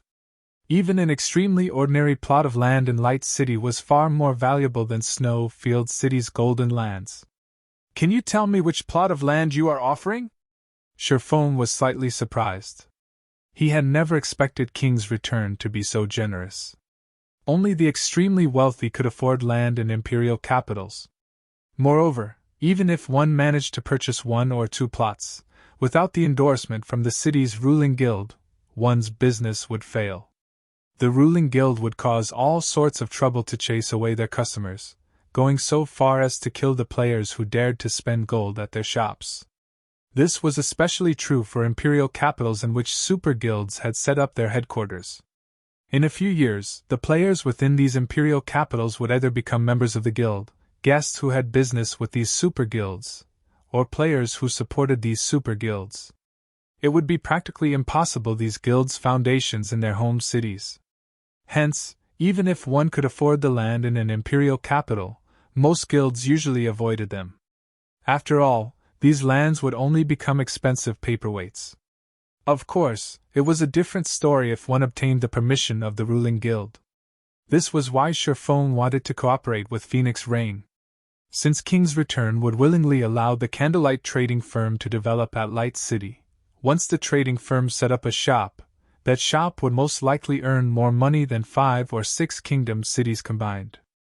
After all, the player population in Light City was that massive. Here it is. Ordinary Stranger took out a drawing. This was none other than the map of Light City. A red dot had been marked on the map's top corner, representing the land for resale. The slums? Chapter 828 Chased Out. Chapter 828 Chased Out. Sherphone thought he had interpreted the map wrong when he examined the marked location. Cities in God's domain generally had many districts. Among them, the most important was the trade area. Normally, when players tried to set up a shop, they purchased land in the trade district. Following the trade area would be the Nobles District. The Nobles District housed the city's library and the War God's temple. Naturally, players frequently visited these locations. The Commoners District followed the Nobles District. The Commoners District contained the Adventurers Association and the Underground Arena. Hence, that district enjoyed quite a bit of player traffic as well. The district with the worst traffic was the slums. There were practically no establishments in the slums that could attract players to the area. Very few players were willing to visit. Hence, in every city in God's domain, the lands in the slums there were the cheapest. Opening a shop there was no different than throwing money into the furnace. "This is your offer?" Sherphone asked, laughing. After all that talk, King's Return wanted to trade a worthless location for 5 valuable plots of land. Guild leader Black Flame, don't be in such a rush. Many of Light City's lands have already been distributed. We cannot procure good plots of land with so little time. These are the only ones left. However, our superiors have stated that King's Return will allow the Candlelight trading firm to enter Light City to conduct business. If you are in a hurry to develop the Candlelight trading firm in Light City, you can purchase land with potential from others. Ordinary Stranger explained. In Ordinary Stranger's opinion, this offer was a powerful show of faith towards Zero Wing. Light City was King's Return's main headquarters. The city was home to more than 10 million players. In the future, that number could definitely climb to 20 million, or even 30 million. It was not an exaggeration to say that every inch of land in Light City was worth its weight in gold.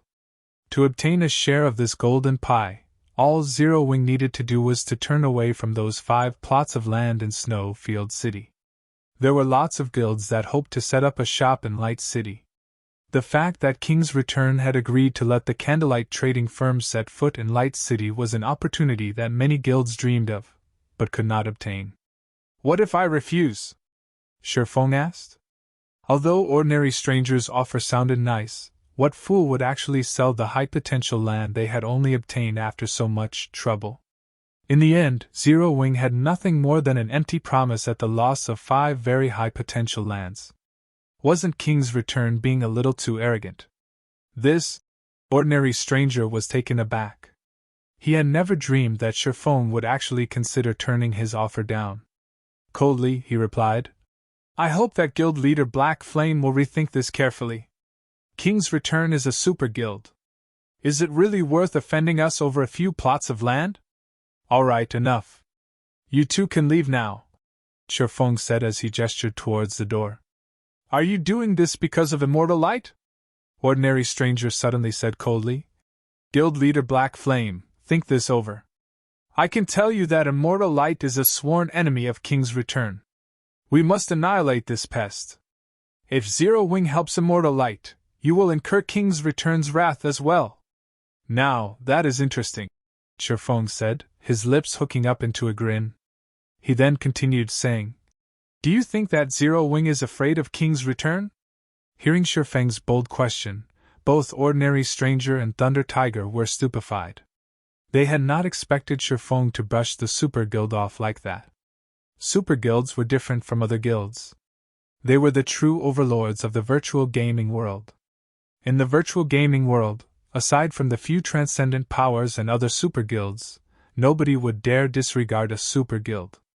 However, when they thought back to how Zero Wing treated the Dragon Phoenix Pavilion, it was possible that the guild would ignore King's Return's threat. "Both of you can get lost this instant. Oh, and go back and tell your superiors this. What Zero Wing does is of no concern of King's Return. I will buy those plots of land. You can be certain of that," Shifeng declared, a frosty glint flashing in his eyes. Sindheart had helped him many times in his previous life. Moreover, since he had already promised Sindheart to buy those lands, he would not go back on his word. He had only wasted so much time talking to these two representatives to gauge what King's Return's stance was towards Immortal Light. Although Zero Wing could not defeat a super guild in Star Moon Kingdom, it had no reason to fear them either. As soon as Shifeng finished speaking, the temperature in the room dropped by several degrees. Both Ordinary Stranger and Thunder Tiger suddenly felt their bodies grow cold. Their instincts shouted warnings, reminding them that they were in an extremely dangerous situation and that they could lose their lives at any moment. Both Ordinary Stranger and Thunder Tiger knew that they were not a match for Shifeng.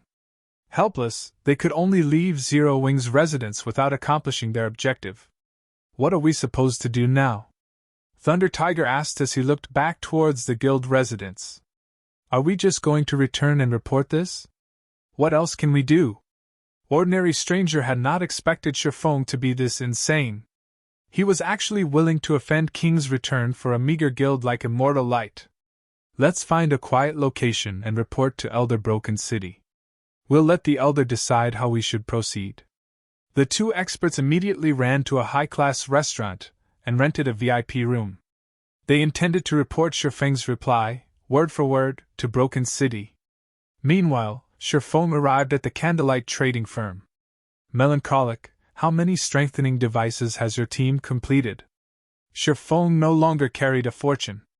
Although he had earned quite a bit through Stone Forest Town and the Candlelight Trading Firm while he had been gone, after deducting the guild expenses and the magic crystals, which could not be sold, he only had roughly 4,000 gold on hand.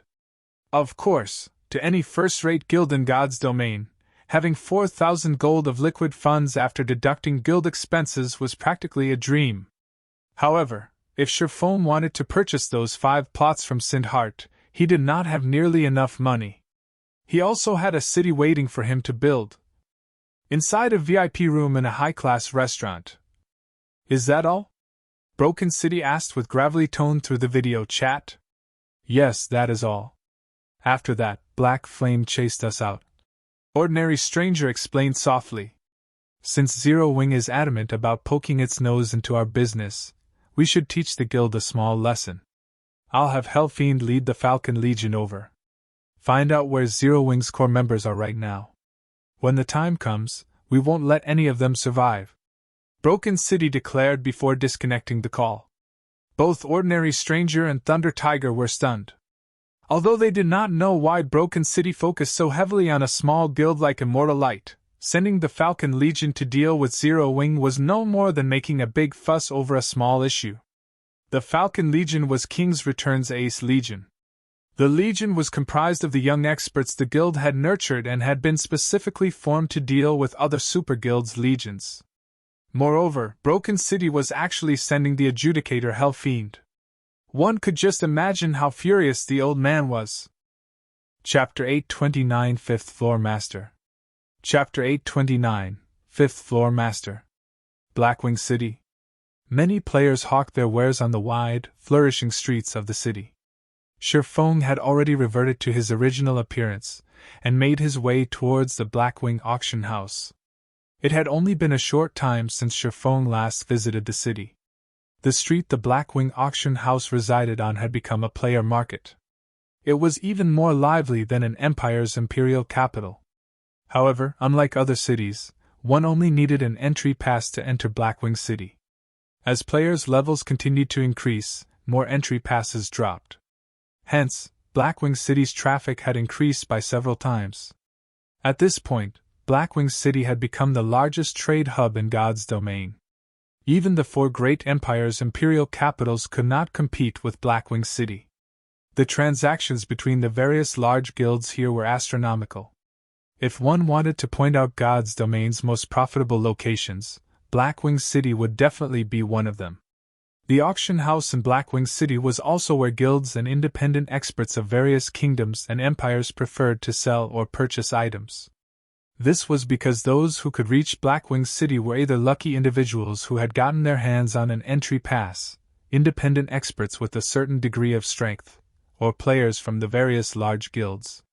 As long as one had a valuable item, they did not need to worry about it not selling in Blackwing City. They also didn't need to worry that players could not afford their prices. Hence, many players preferred to sell their treasures at the Blackwing auction house. Upon entering the Blackwing auction house, Shifeng discovered even more players inside the establishment than those who camped on the street outside. It was especially true for the registration counters. Long lines of people had queued up in front of the dozen or so registration counters. Why are there so many people here? Shifeng swept a glance over the sea of players before him. At the very least, there should be over 1,000 players present. If not for the Blackwing auction house's extremely large size, it would be impossible to hold so many people.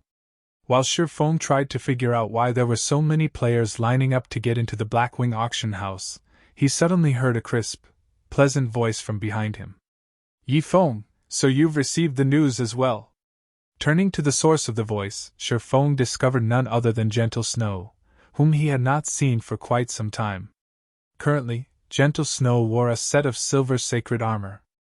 On her back, she carried a silver great sword engraved with golden divine runes. A hint of bloodlust radiated from the great sword. This faint bloodlust wrapped around Gentle Snow's body, making the woman seem like a goddess of the battlefield. Walking through the building, Gentle Snow attracted the passionate, watchful gazes of many male players. However, nobody in the room dared to approach Gentle Snow casually. Though her status as Ouroboros' guild leader was part of the reason, the main deterrent was the group of players accompanying Gentle Snow. Among this group, the lowest player was level 37, while the highest was level 39. In a kingdom, these players would rank at the very top of the kingdom's ranking list. Furthermore, every one of these players had an extraordinary origin.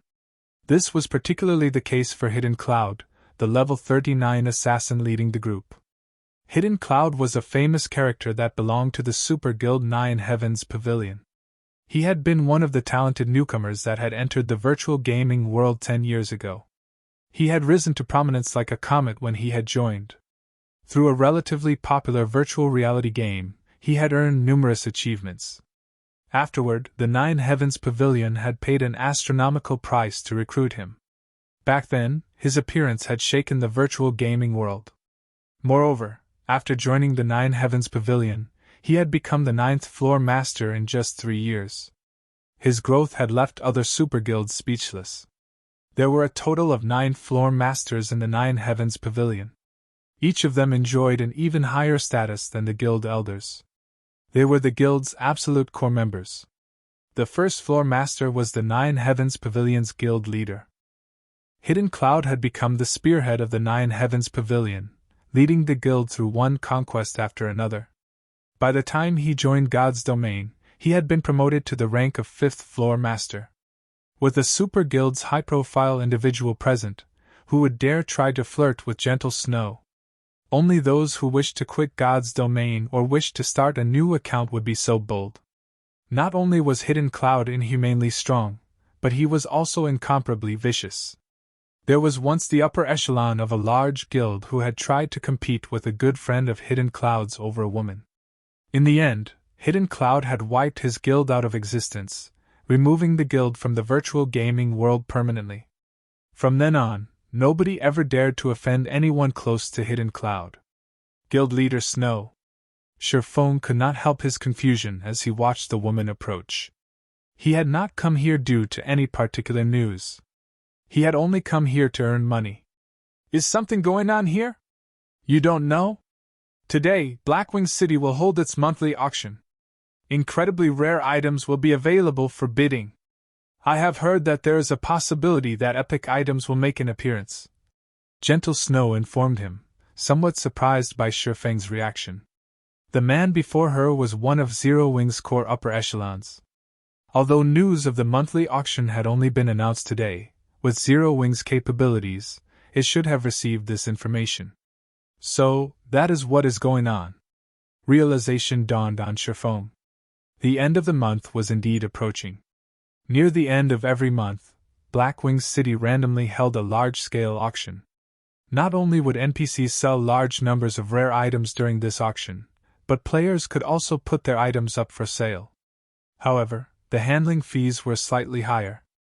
If one sold ordinary rare items during this auction, they would not walk away with any profit. On the other hand, if one sold extremely rare items, they could make a fortune. Sherfone was ecstatic about this discovery. He never expected this coincidence. Before teleporting to Blackwing City, Sherfone had retrieved 5,000 strengthening devices from Melancholic Smile. These strengthening devices were the culmination of several days of Melancholic Smile and her team's hard work. The magic crystals the few of them had spent during this period would even astound a first-rate guild. The current market value for magic crystals was 24 silver each. However, that was only true if one purchased them in bulk. Purchased individually, one would have to spend at least 25 or 26 silver. Unfortunately, magic crystals were the main material needed to manufacture strengthening devices. The other materials were very cheap. Fortunately, magic crystals were not a problem for Zero Wing right now.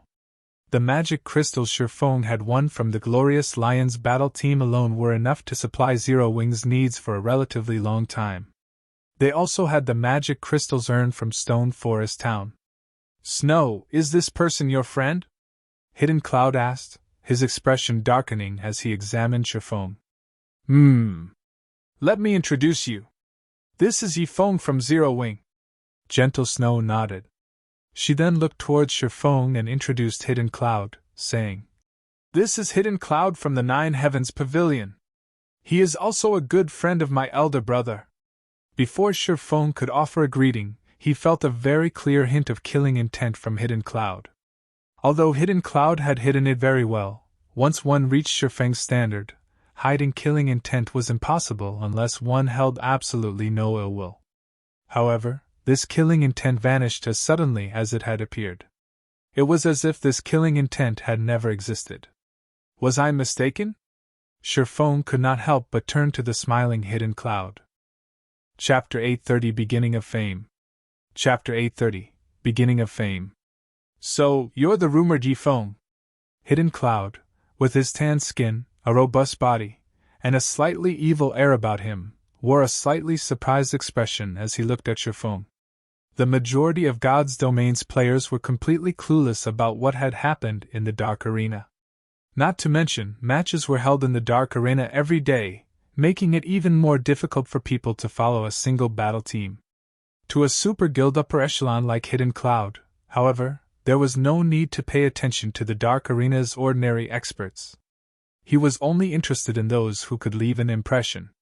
Someone like Shifeng, in particular, who had defeated a famous, old monster like Sirius, would catch his attention even if he wanted to avoid information on this expert.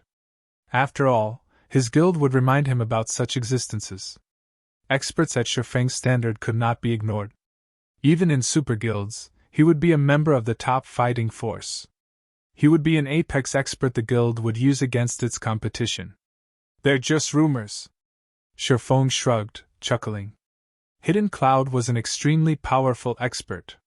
His history was almost considered a legend. He had debuted into the virtual gaming world at the young age of 17.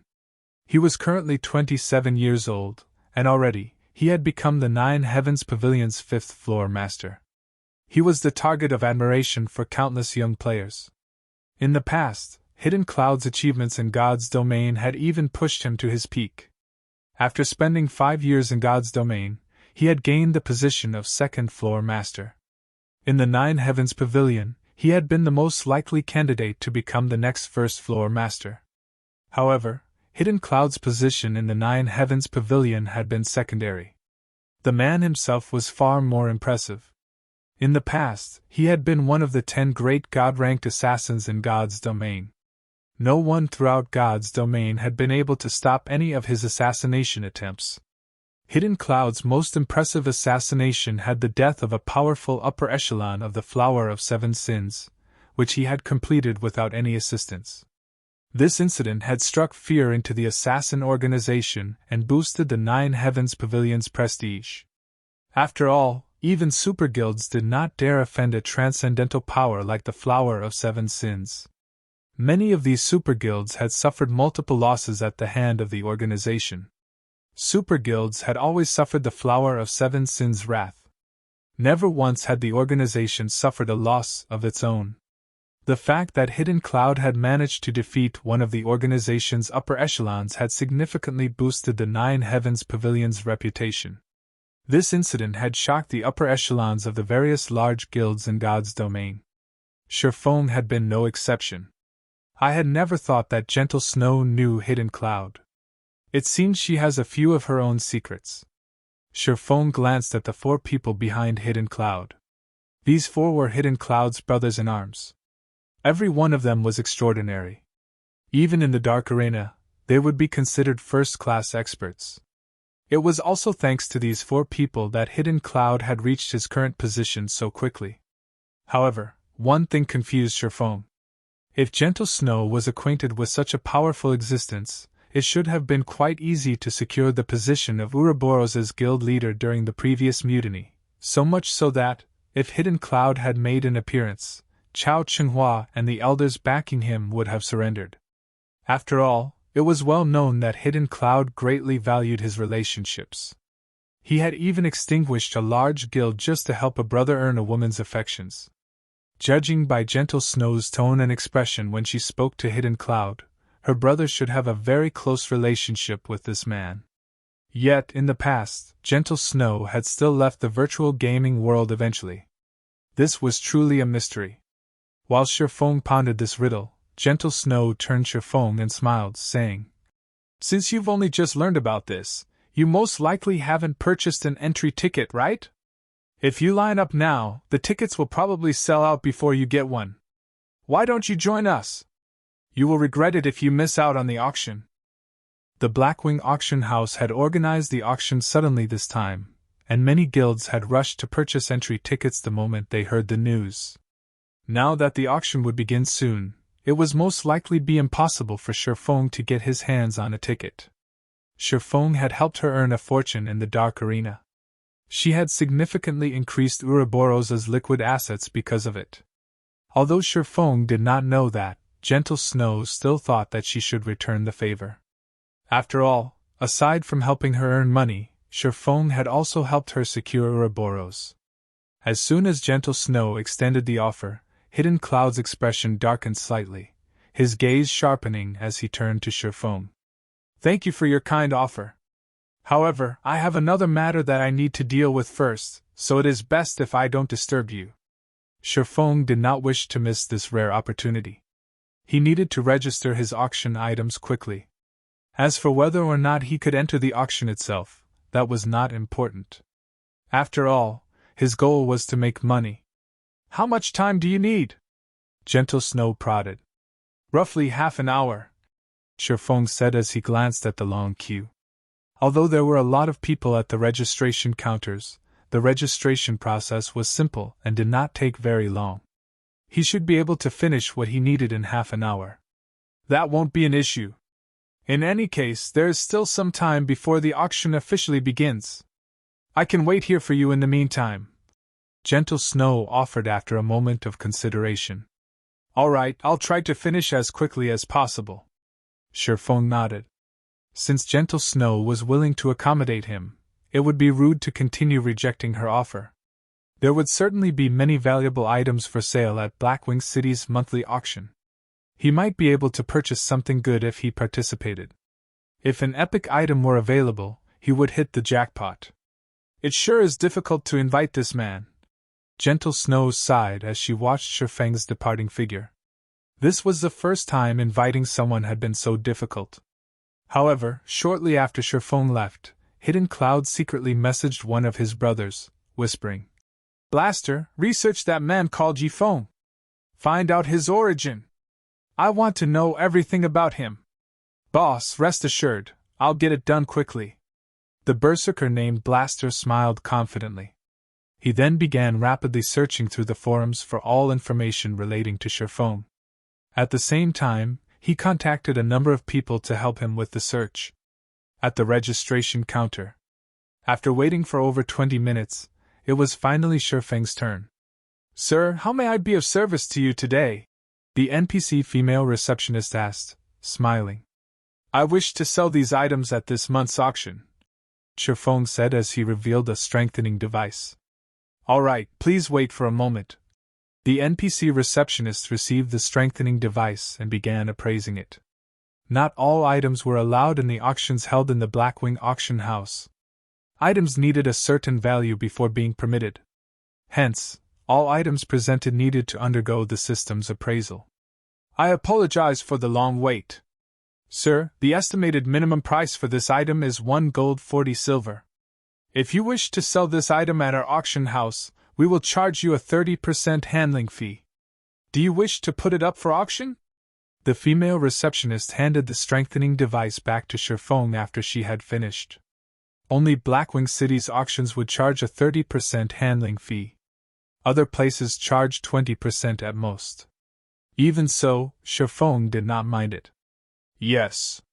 Shifeng took out 2,000 strengthening devices and divided them into hundreds of auction lots, with each lot having anywhere from 1 to 100 strengthening devices. If he sold too many at once, it would only cheapen the strengthening device. The various large guilds participating in this auction should be able to stomach 2,000 devices. After dealing with the strengthening devices, Shifeng ran to meet Gentle Snow. He then entered the auction venue with Gentle Snow and her companions, quietly waiting for the auction to start. At this time, Blaster sent Hidden Cloud a private message, reporting, Boss, we've learned everything there is to know about that brat. Chapter 831 Great Disturbance. Chapter 831 Great Disturbance. There sure are a lot of high-ranking NPCs participating in the auction this time, Shifeng commented as he swept a glance over the NPCs on the second floor, an amused smile appearing on his face. High-ranking NPCs? At Shifeng's comment, Gentle Snow turned to the second floor. Indeed, there were quite a number of NPCs present. But isn't it normal for high-ranking NPCs to participate in the Blackwing auction house? This was not her first time attending an auction in the Blackwing auction house. She had even attended high-ranking auctions before. Players were not the only ones to compete over items up for auction. NPCs similarly contested over the items. However, after some of her own research, Gentle Snow, more or less, understood these NPCs' function. These NPCs were here to make sure items were sold at an appropriate price. If the price players offered was too low, these NPCs would join the bidding. They would not let players take advantage of the system. At such a large auction, it was natural that more NPCs would join. However, when players tried to purchase an item, as long as the price they offered was higher than the item's actual value, these NPCs would automatically relent and end their bidding. In response, Shifeng smiled and nodded, saying, "It is very normal. Only, I've never seen so many powerful NPCs attend at the same time, so I'm slightly surprised." "TCH, what about these NPCs is surprising?" Blaster commented disdainfully. The others nodded in agreement, scorn flashing in their eyes as they looked at Shifeng. Initially, they had thought that Shifeng was one of God's domain's apex experts. Now, however, it would seem that he was just a country bumpkin that had never seen the world of the great. At the end of the day, he was simply the upper echelon of an upstart guild. There was no way he could measure up to their standards. Shifeng simply smiled at the group's reaction, not bothering to explain. However, Gentle Snow's expression turned serious at Shifeng's statement, as she secretly observed the NPCs on the second floor. She did not think that Shifeng would be surprised just because there were a lot of high-ranking NPCs present. "What? How can this be?" When Gentle Snow's eyes fell on a handsome youth in a suit of golden armor and an exquisite cape, she was shocked. Previously, she had never bothered to observe the NPCs. Now that she did, however, she discovered something astounding. When she examined the handsome youth, she could not uncover any information about him. She could not even see the most basic of information such as his name or level.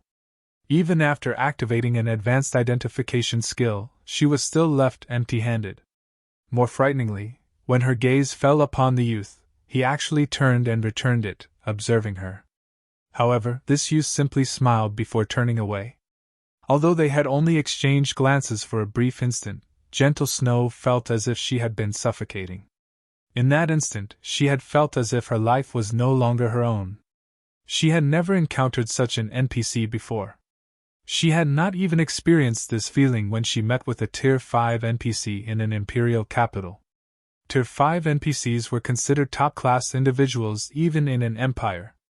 Players could not encounter them casually. She had only met one due to a special quest.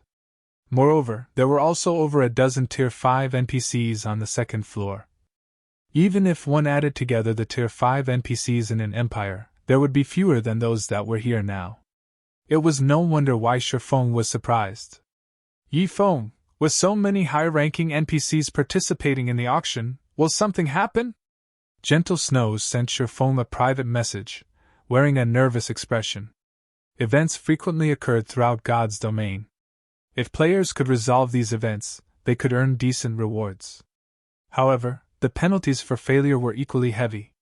When these events occurred, players' consent did not matter. As long as one was within the event's area, the system considered the players to have accepted the quest. Events in God's domain varied in terms of sizes. The larger an event was, the more horrific its punishment would be. She had met the Tier 5 NPC due to an event. In the end, said event had claimed the lives of 99% of the tens of thousands of players that had been present. A lot of equipment had dropped that day, and very few players had survived. She had been one of the lucky few. Unfortunately, because the event had not been completed, either she nor the other survivors had received a reward. However, compared to the players that had died, she was considered very lucky. With so many Tier 5 NPCs here, she could not imagine what would happen if an event occurred. "It's nothing major. Based on what I have learned, one can determine the value of the items that will be up for auction by the number of high-ranking NPCs that participate. The more NPCs that attend an auction, the more valuable the items will be that appear in said auction. Ordinary items wouldn't attract these hidden dragons," Shifeng explained. He could tell what Gentle Snow was worried about. "So, that's the case. It's no wonder why you would check the second floor." Gentle Snow finally understood. Her tense mood began to vanish. However, Shifeng had hidden one truth from the Snow Goddess. More high-ranking NPCs joined an auction when there were more risks. It was especially true when an NPC like that mysterious young man attended. God's Domain was not a game that let players have their way easily. During the game's initial stages, conflict was limited to players. However, as players reached higher levels, the game would gradually introduce a new type of conflict, the conflict between players and NPCs. In the past, a powerful NPC had even robbed Sherfone. Hence, money wasn't the only thing necessary to purchase an item from the Blackwing auction house. It was a simple matter if one purchased an item from another player. However, if one purchased an item sold by an NPC, they would have to stay on guard. One might win the bidding for an extremely precious item, but keeping the item would depend on their ability. While Gentle Snow and Sherfone conversed in secret, the auction had officially begun. Above the auction stage, a beautiful female NPC wearing a white evening gown approached the stage as the auction's hostess. However, as soon as everyone noticed this beautiful, curvaceous NPC, their jaws dropped in shock. This NPC beauty was a level 220, Tier 4 Great Wizard. In any city, she would be an Overlord-level NPC. However, such an existence had actually been tasked to host this auction. Everyone marveled at Blackwing's city's wealth and influence. While the various players struggled with their days, the first auction item appeared before them. After examining the item's information, these players were thrown back into their stupor. The item was a golden tablet, radiating a purple-gold glow. Complex runes and images had been carved into the metal. With a glance, it was obvious that this tablet was anything but ordinary. A secret technique! Damn! This can't be real, right? The system is so generous to sell something like this at the very beginning? Our guild must have that. We had been right to join the Blackwing auction this time. Notify the others and tell them to purchase coins immediately. Buy as many as you can. We cannot let other guilds obtain this. Ordinary large guilds were completely clueless about the excitement that tore through the crowd. However, various super guilds and super first-rate guilds were thrown into chaos. These representatives eyed the golden tablet like ravenous wolves. Blaster, notify the guild elders immediately. Tell them to send as much money as they can as quickly as possible. Hidden Cloud shouted, excitement coloring his face. I understand. Not daring to delay, Blaster rushed out of the auction house and rapidly contacted the Nine Heavens Pavilion's elders. Chapter 832 Crazy Auction. Chapter 832 Crazy Auction. Sherfone was similarly stunned for quite some time after seeing the auction window. A secret technique. This was a treasure that every expert dreamed of obtaining. He had never expected something so shocking to be the Blackwing auction house's first item. If he could obtain this golden tablet, he could help even more people from Zero Wing grasp a powerful combat technique. While Sherfone recovered from his shock, the bidding for the golden tablet had begun. Bidding for the golden tablet started at 100 gold. However, a few players present instantly bid on it like madmen. 110 gold. 120 gold. 700 gold. It only took a few short seconds to stun many of the players present. The golden tablet's starting bid had already been beyond many players, yet for just a piece of a broken tablet, someone was actually willing to pay 700 gold. Even to a third-rate guild, this was an astronomical price. A single third-rate guild would have 400 or 500 gold at most. Only second-rate guilds and above could afford such a price. Second-rate guilds, however, unless they had lost their minds, would not spend all their liquid funds on an unknown tablet piece. Suddenly, Hidden Cloud shouted, 1,000 gold! This tablet belongs to the Nine Heavens Pavilion! Once again, many players were dumbfounded. They had never expected a super guild like Nine Heavens Pavilion to be so insane as to willingly spend 1,000 gold on the golden tablet. Such big words! Do you think this item belongs to your family or something? A female elementalist with an exquisite body laughed pompously. 1,500 gold! Quiet Melody, what's the point of fighting it? Do you really think the sacred temple can compete with the Nine Heavens Pavilion? Hidden Cloud laughed. He then raised the bid, saying, 1,600 gold. To develop the guild, the sacred temple had recently spent a lot of coins to purchase land and magic crystals. Hence, the temples should be running low. It could not compete with the Nine Heavens Pavilion's financial strength right now. Of course, he had two goals in mind with his comment. First, he wanted Quiet Melody to retreat, while his second goal was to buy time.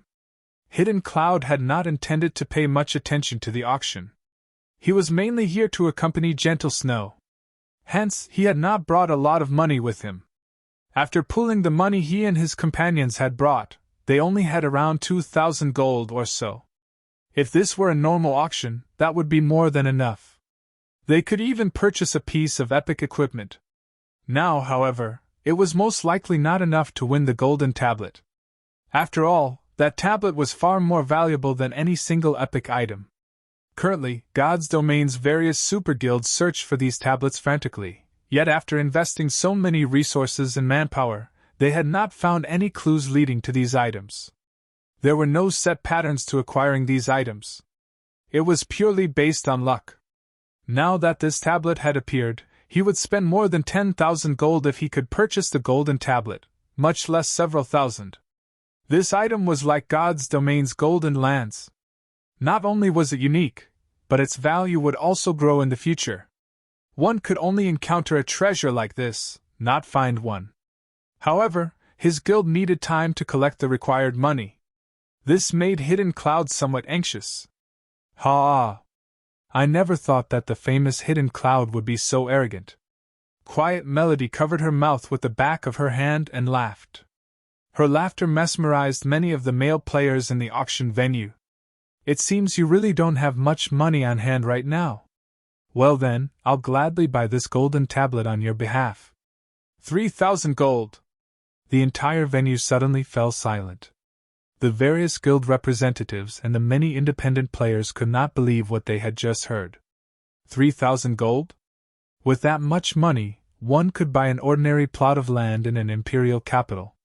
Even to super guilds, this was a large sum of money, yet someone was willing to spend it on a piece of a broken tablet. This was insane. Just what kind of item is this? Gentle Snow was astounded when she heard Quiet Melody's bid. As expected of the Sacred Temple's Vice-Temple Master, Surefoam, on the other hand, silently praised the beautiful Quiet Melody. He had not expected the woman to see through Hidden Cloud's troubles with just a glance and act on it. While bidding for an item in a Blackwing auction, the item would be sold to the highest bidder once a period of time passed without a competing bid. Moreover, if one did not have enough money on hand, they would not be able to bid.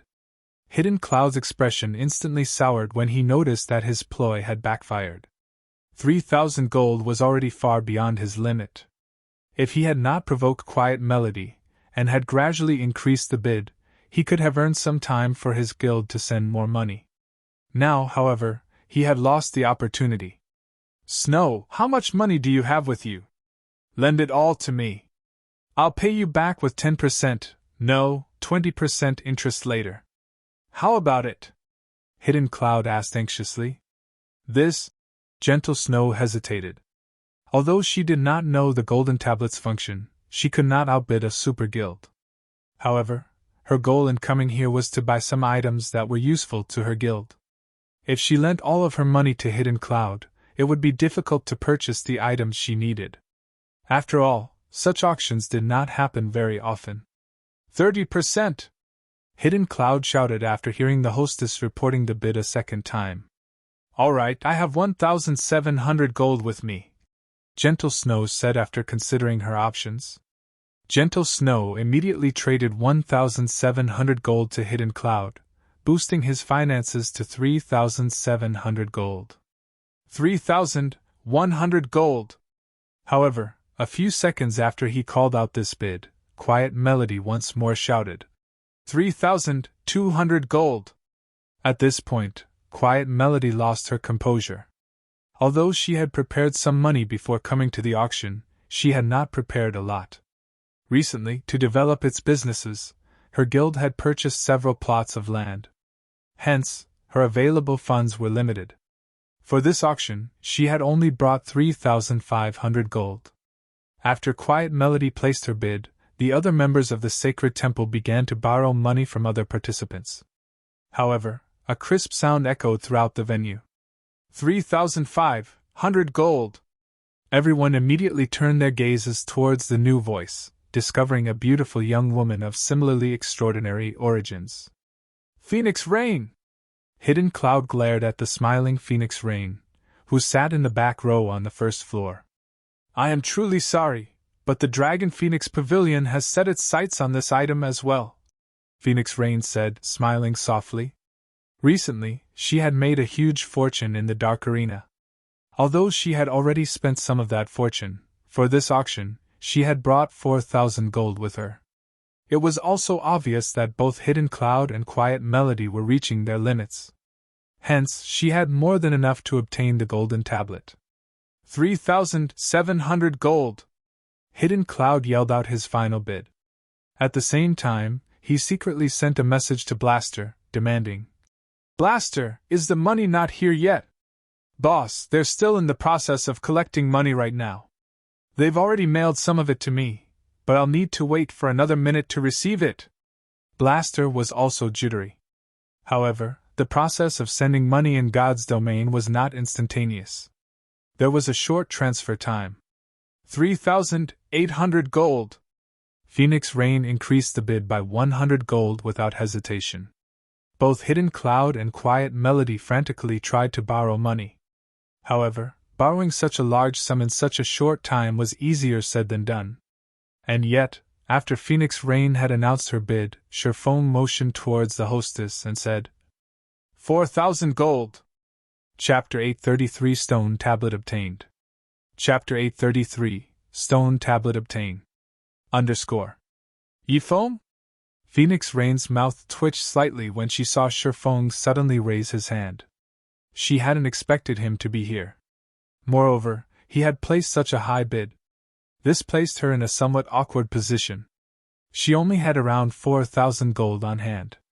It would be difficult for her to continue bidding. However, Phoenix Rain's surprise was minor compared to the shock everyone else in the venue felt. This had been a contest between God's domain's major powers, yet someone from a lesser guild had actually dared to outbid them. He had practically issued a direct challenge. How does he have so much money? Surprise flashed in Hidden Cloud's eyes when he turned to the calm Sherfone. He had already read through the information his team had collected about this man. Sherfone had been an unknown pawn before entering God's domain, an insignificant existence that did not warrant his attention. However, after joining God's domain, Sherfone had begun to shine. During the game's early stages, he had only been well known in a town. Afterward, he had vanished from the public eye. The next time he appeared and displayed his strength was when he had helped Gentle Snow. Not only had he defeated Soaring Snake, one of Ouroboros' top experts, but he also helped Gentle Snow become the guild leader of Ouroboros. However, the match against Sirius in the Dark Arena had truly earned him fame. Nevertheless, compared to Hidden Cloud, Sherfone was still insignificant. Even if the swordsmen were more powerful, at the end of the day, he was merely the upper echelon of a small guild. A small guild could never compete with the Nine Heavens Pavilion. The resources each guild commanded were on entirely different levels. Yet, a minor character like Sherfone had bid 4,000 gold. Sherfone was even richer than he was. However, after a brief period of silence, Quiet Melody suddenly shouted, 4,500 gold! She rose the bid by 500 gold instantly. Even Sherfone could only smile bitterly while shaking his head. Like Phoenix Rain, he had only brought around 4,000 gold. That was a close call. Luckily, I managed to borrow some coins at the last minute. Otherwise, I really would have lost the item to Phoenix Rain. Quiet Melody revealed a relieved smile as she turned to Sherfone. If not for Sherfone raising the bid and earning her some time, she would have lost this auction. Damn it! The Sacred Temple is going to snatch it from us. Hidden Cloud's frustration was overwhelming as he glared at the satisfaction on Quiet Melody's face. If he obtained the golden tablet, not only would the Nine Heavens Pavilion give him the right to use the tablet first, but he would have also made a huge contribution to the guild. Moreover, with the first usage rights to the golden tablet, he could nurture a group of trustworthy experts. With those experts by his side and his contribution to the guild, he could advance his position in the pavilion. Now, however, not only did he have to hand the golden tablet over to someone else, but that person was also a long-time rival.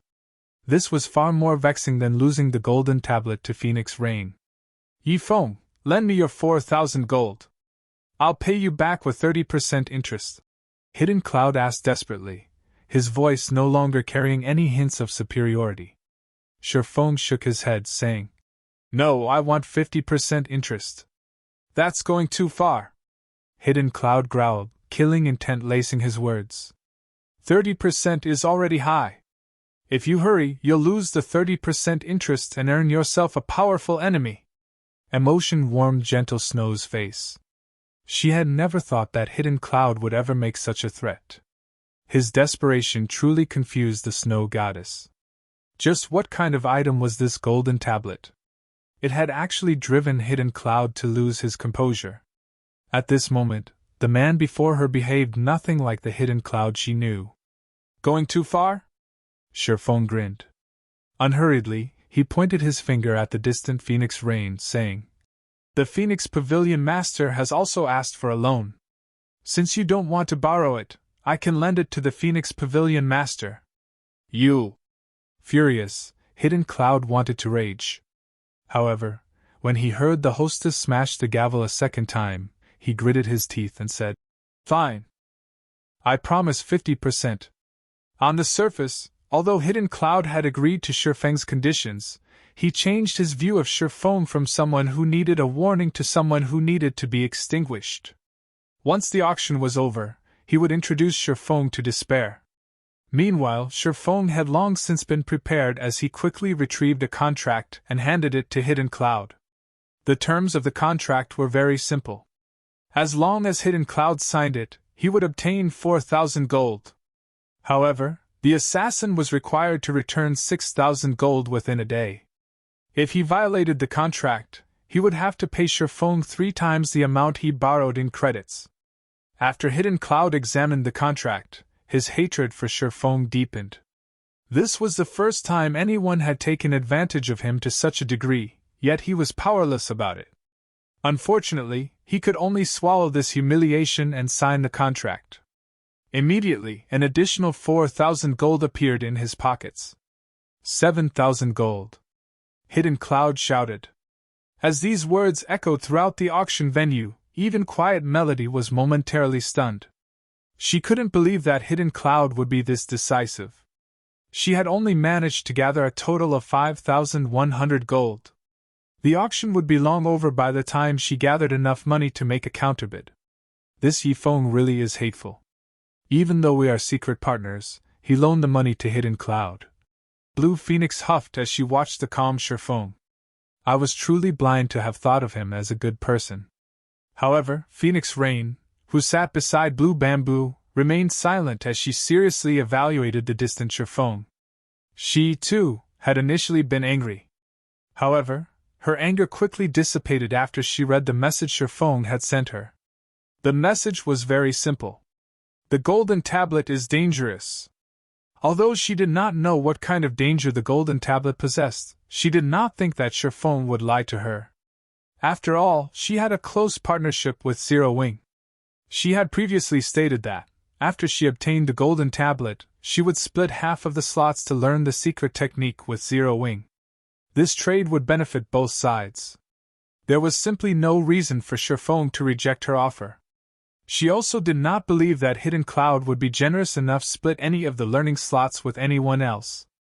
While Phoenix Rain pondered, the hostess smashed her gavel a third and final time.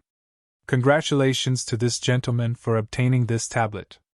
Let us give him a round of applause. The beautiful hostess announced as she clapped her hands. I finally got it.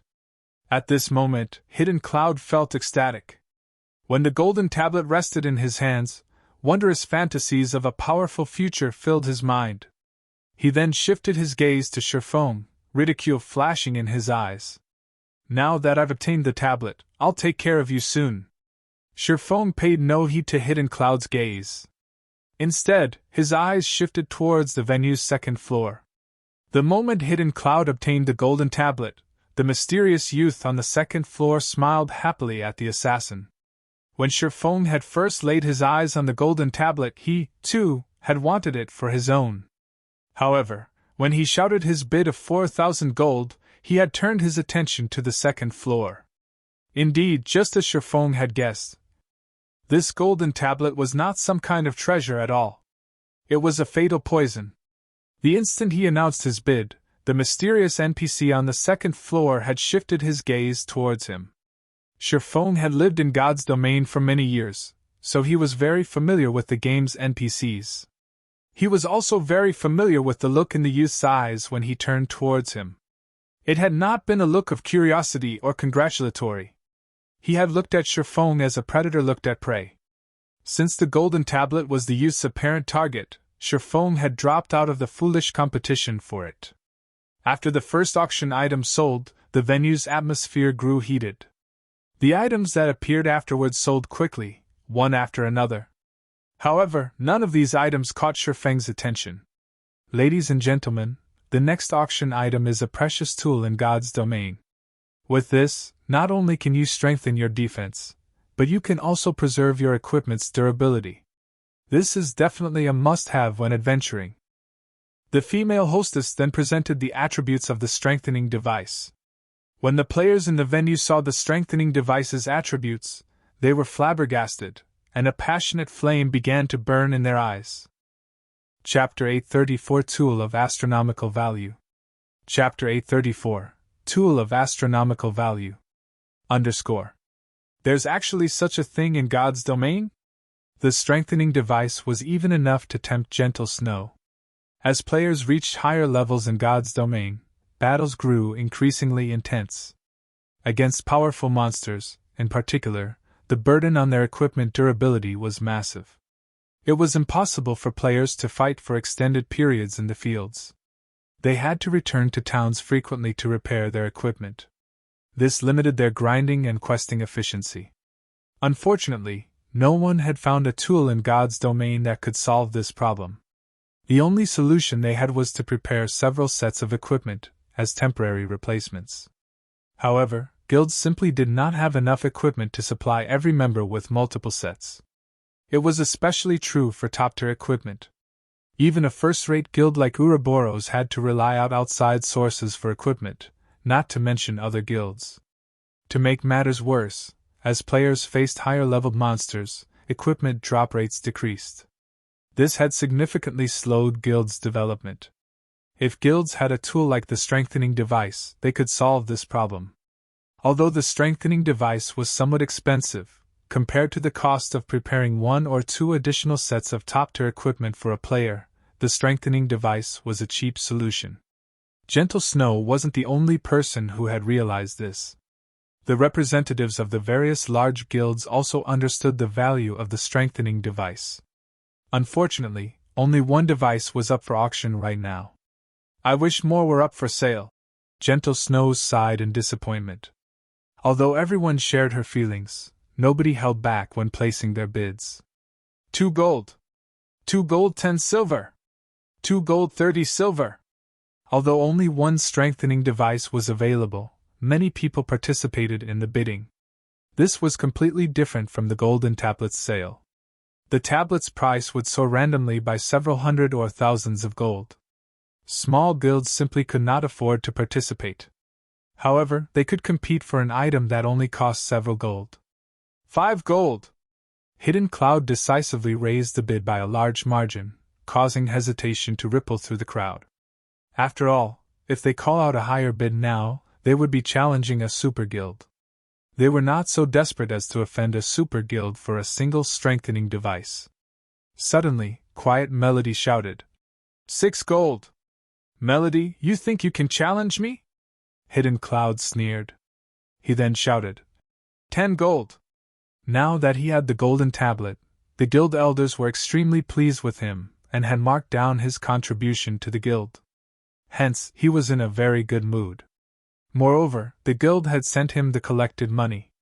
Even after paying off his debt to both Gentle Snow and Shifeng, he still had around 5,300 gold.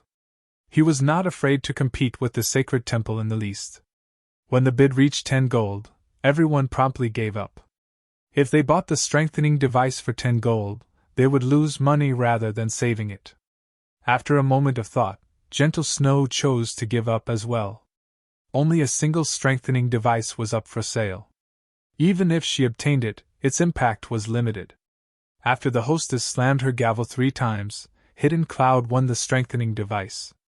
Unfortunately, before Hidden Cloud could celebrate his victory, the hostess presented another strengthening device.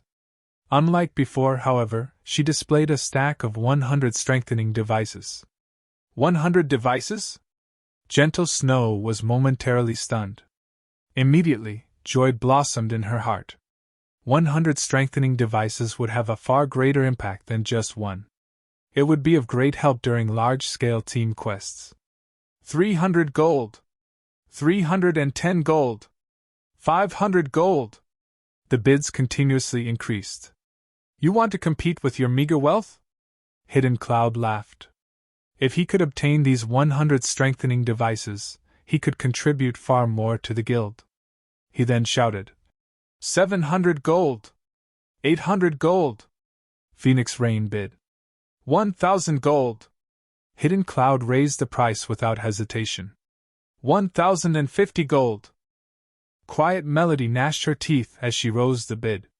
If she missed the opportunity to purchase these strengthening devices, who knew when she would get another? 1,200 gold. Hidden Cloud leisurely raised the price once more. Even to a super guild, 1,200 gold was not a small amount of money. In the end, both Quiet Melody and Phoenix Rain could only relent. However, nobody could have expected that, after this stack of strengthening devices sold, a stack of 10 strengthening devices would appear on the screen. Damn! Is the system playing with us? Can't they just tell us how many strengthening devices will be up for auction? Although the various large guild representatives were excited that the strengthening device had appeared again, they also felt helpless.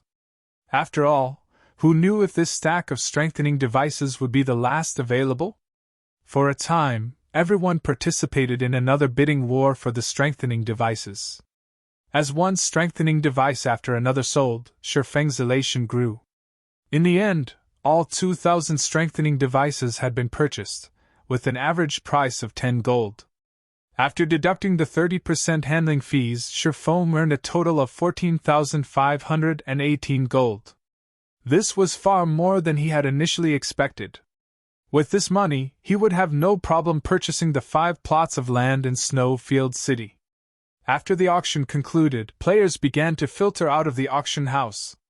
Boss, we really hit it big this time. Not only did you get the golden tablet, but you also bought plenty of strengthening devices. It won't be long before you secure the position of the 4th floor master.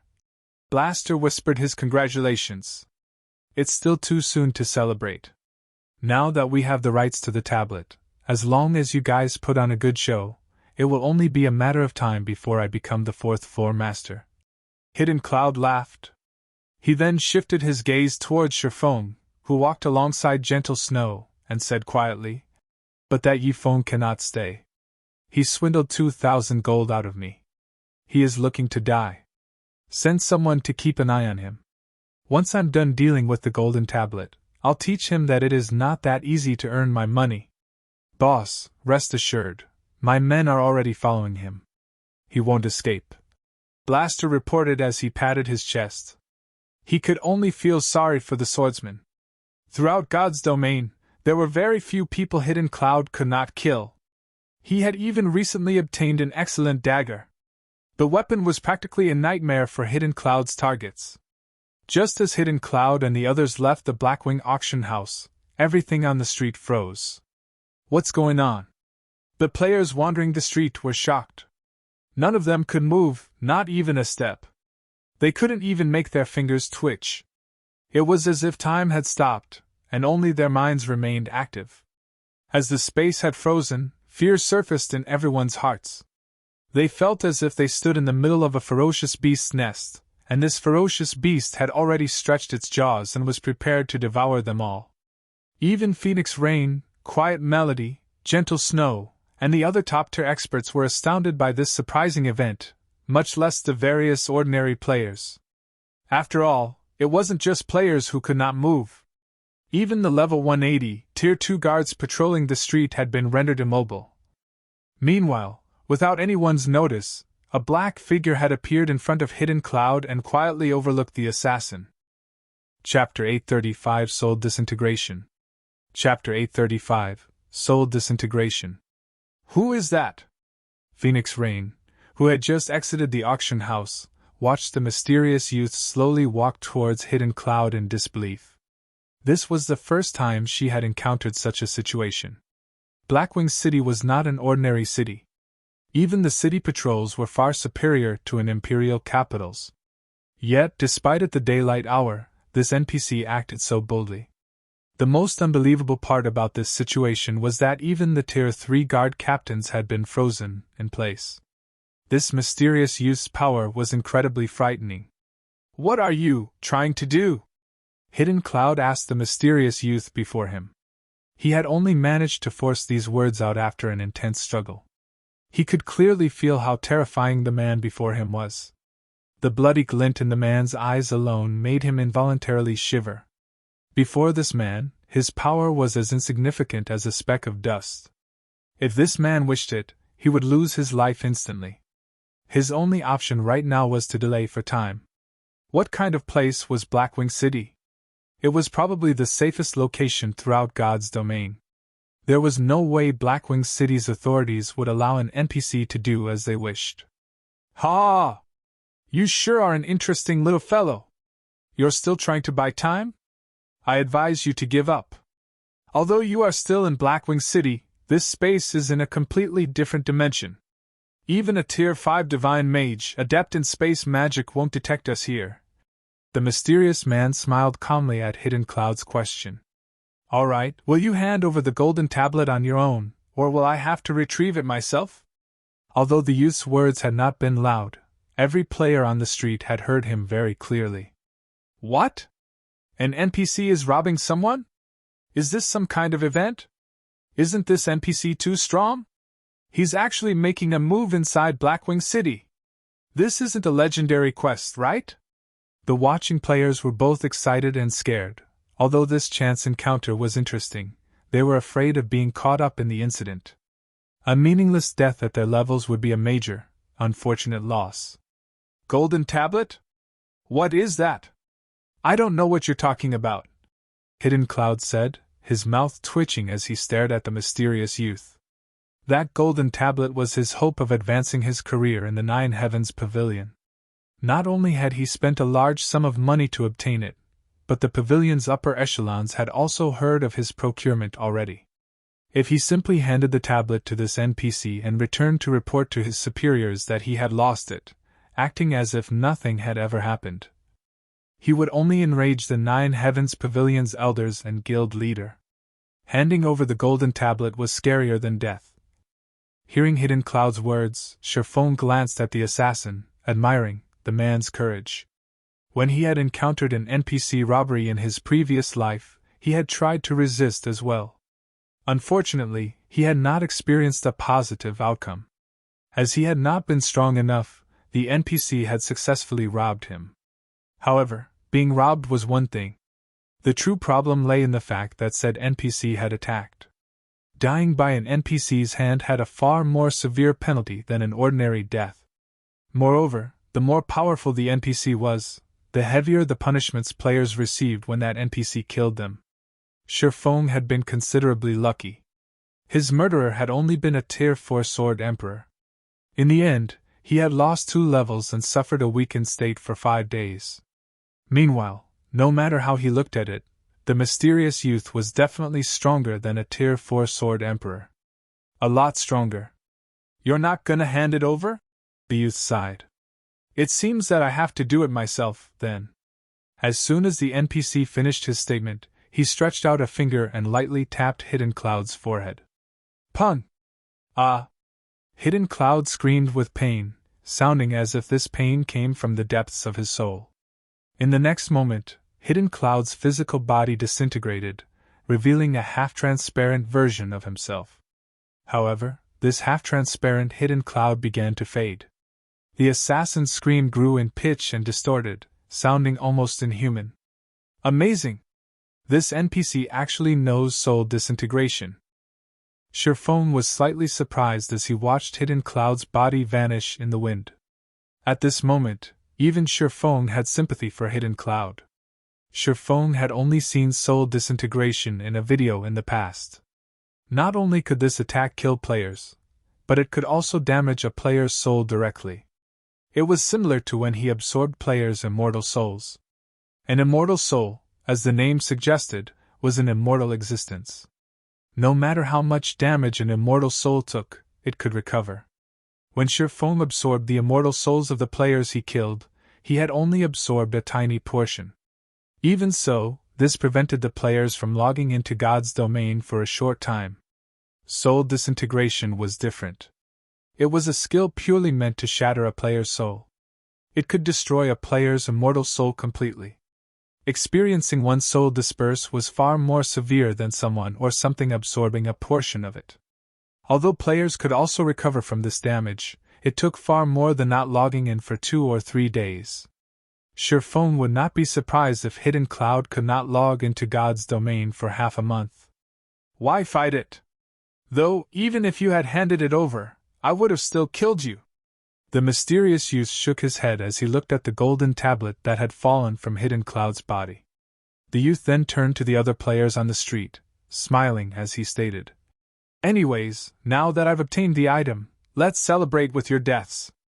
A chill gripped the players' hearts as they heard the young NPC's words. "It's over." Phoenix Rain frowned, her previous hint of joy vanishing. Phoenix Rain wasn't the only one to have that reaction. Everyone trembled with fear. They had all heard the assassin's painful wails.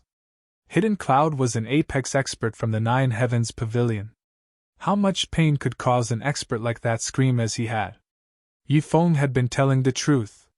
Phoenix Rain suddenly remembered the message Sherfone had sent. Sherfone had warned her that the golden tablet was dangerous. Now, it would seem that she had also become one of this NPC's targets, and not even the heavens could save her. Damn it! This NPC is too black-hearted. He won't even spare innocent bystanders. Sherfeng's expression darkened as he watched the mysterious youth's raised hand. He had miscalculated this time. He had never imagined that he would become entangled in the robbery as well. The NPC robberies he had encountered in the past had usually only involved the targeted players. If bystanders kept to themselves, the NPCs would leave them alone. Unfortunately, it was too late to do anything now. In the next moment, an endless amount of mana gathered in the youth's hand. It was as if he had sucked all of the mana in this space into his palm. With this much mana, the spell the youth was conjuring was likely stronger than a Tier 5 skill. The mysterious youth smiled and pointed a finger to the sky. Immediately, the black ball of mana shot up from the youth's hand. After reaching a certain height, a crack suddenly appeared in the mana ball. Chapter 836 Tablet's Secret. Chapter 836 Tablet's Secret. Just who is this mysterious youth? Sherfone was slightly shocked as he looked at the cracking ball of mana in the sky. The skill the youth had used was a Tier 5 curse. Dark Paradise. Even Tier 6 gods would fear this move. The power that the curse contained could turn all the players on this entire street into ashes instantly. Most likely, the penalty they would suffer would not be any lighter than Hidden Clouds at all. Disappear! The mysterious youth then flew up towards the sky. In the next moment, the black ball of mana transformed into a black hole that began sucking and devouring everything in its surroundings. As the suction grew stronger, the black hole expanded. Players on the street were even getting pulled off the ground. Damn it! Sherfone abruptly activated Heavenly Dragon's power and Blade Liberation, and his strength attribute immediately surpassed that of a Lord-ranked monster of the same level. Space Freeze, the skill that the youth had used earlier, was partially a control skill. After activating Heavenly Dragon's power, Sherfone became immune to all control skills. Unfortunately, the strength suppression, as well as an extremely powerful mental suppression, was still present inside the frozen space. Even without the original control effect, moving inside the frozen space remained impossible with the attributes of current players. Only by using twofold Berserk did Sherfong have a chance of moving. Sure enough, this strength suppression is intense. When Sherfong tried to shift his body, it felt as heavy as lead. Oh? There's still someone who can move? The mysterious youth was slightly surprised as he swept his gaze towards Sherfong. You are the first Tier 1 class capable of moving under my domain. At this moment, Sherfong could already twitch his fingers. However, his body was still immobilized. Unfortunately, under Dark Paradise, even if you can move, you cannot escape. However, as soon as the mysterious youth said these words, a low shout entered everyone's ears. Shatter! As the sound of this low shout echoed throughout the entire space, the frozen space instantly shattered. You actually dare make such a huge fuss inside Blackwing City. Your courage is truly commendable. In the next moment, a woman dressed in white sacred robes appeared in the sky, overlooking the mysterious youth. Or are you saying that you intend to make Blackwing City an enemy? Upon regaining his freedom, Sherfong looked at the woman in white, and he could not help but shout in surprise. Charlene! Sherfong knew full well just how powerful Charlene was. Every time he met her, the woman's strength had received a significant improvement. At the very beginning, she had been playing the role of a female bandit. Afterwards, she had transformed into a Tier 3 divine official. Later on, she had even become a Tier 5 red official. Now, she was even more powerful, actually managing to directly shatter the mysterious youth's domain. While Sherfong was still in shock, a red jade staff appeared in Charlene's hand. The instant this staff appeared, the mana in the surrounding space stopped moving altogether. Charlene then lightly tapped her staff and boom! The black hole abruptly disappeared from the sky of Blackwing City. It seems I've underestimated Blackwing City's capabilities, the mysterious youth said as he looked at Charlene. However, it is still impossible for Blackwing City's magic arrays to hold me captive. Saying so, the mysterious youth transformed into a streak of light and vanished from everyone's sight. He sure is quick in running away. The youth's disappearance did not surprise Charlene. After sending Sherfong a glance, she, too, vanished from the sky, leaving behind only a group of dumbfounded players. What kind of situation is this? Isn't that NPC a little too amazing?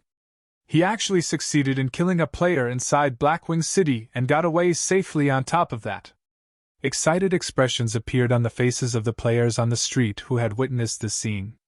This was their first time experiencing the power of a high-tiered NPC. In front of these NPCs, even the current strongest player in God's domain would be no different from an ant. However, their excitement was more due to their anticipation of high-tiered classes.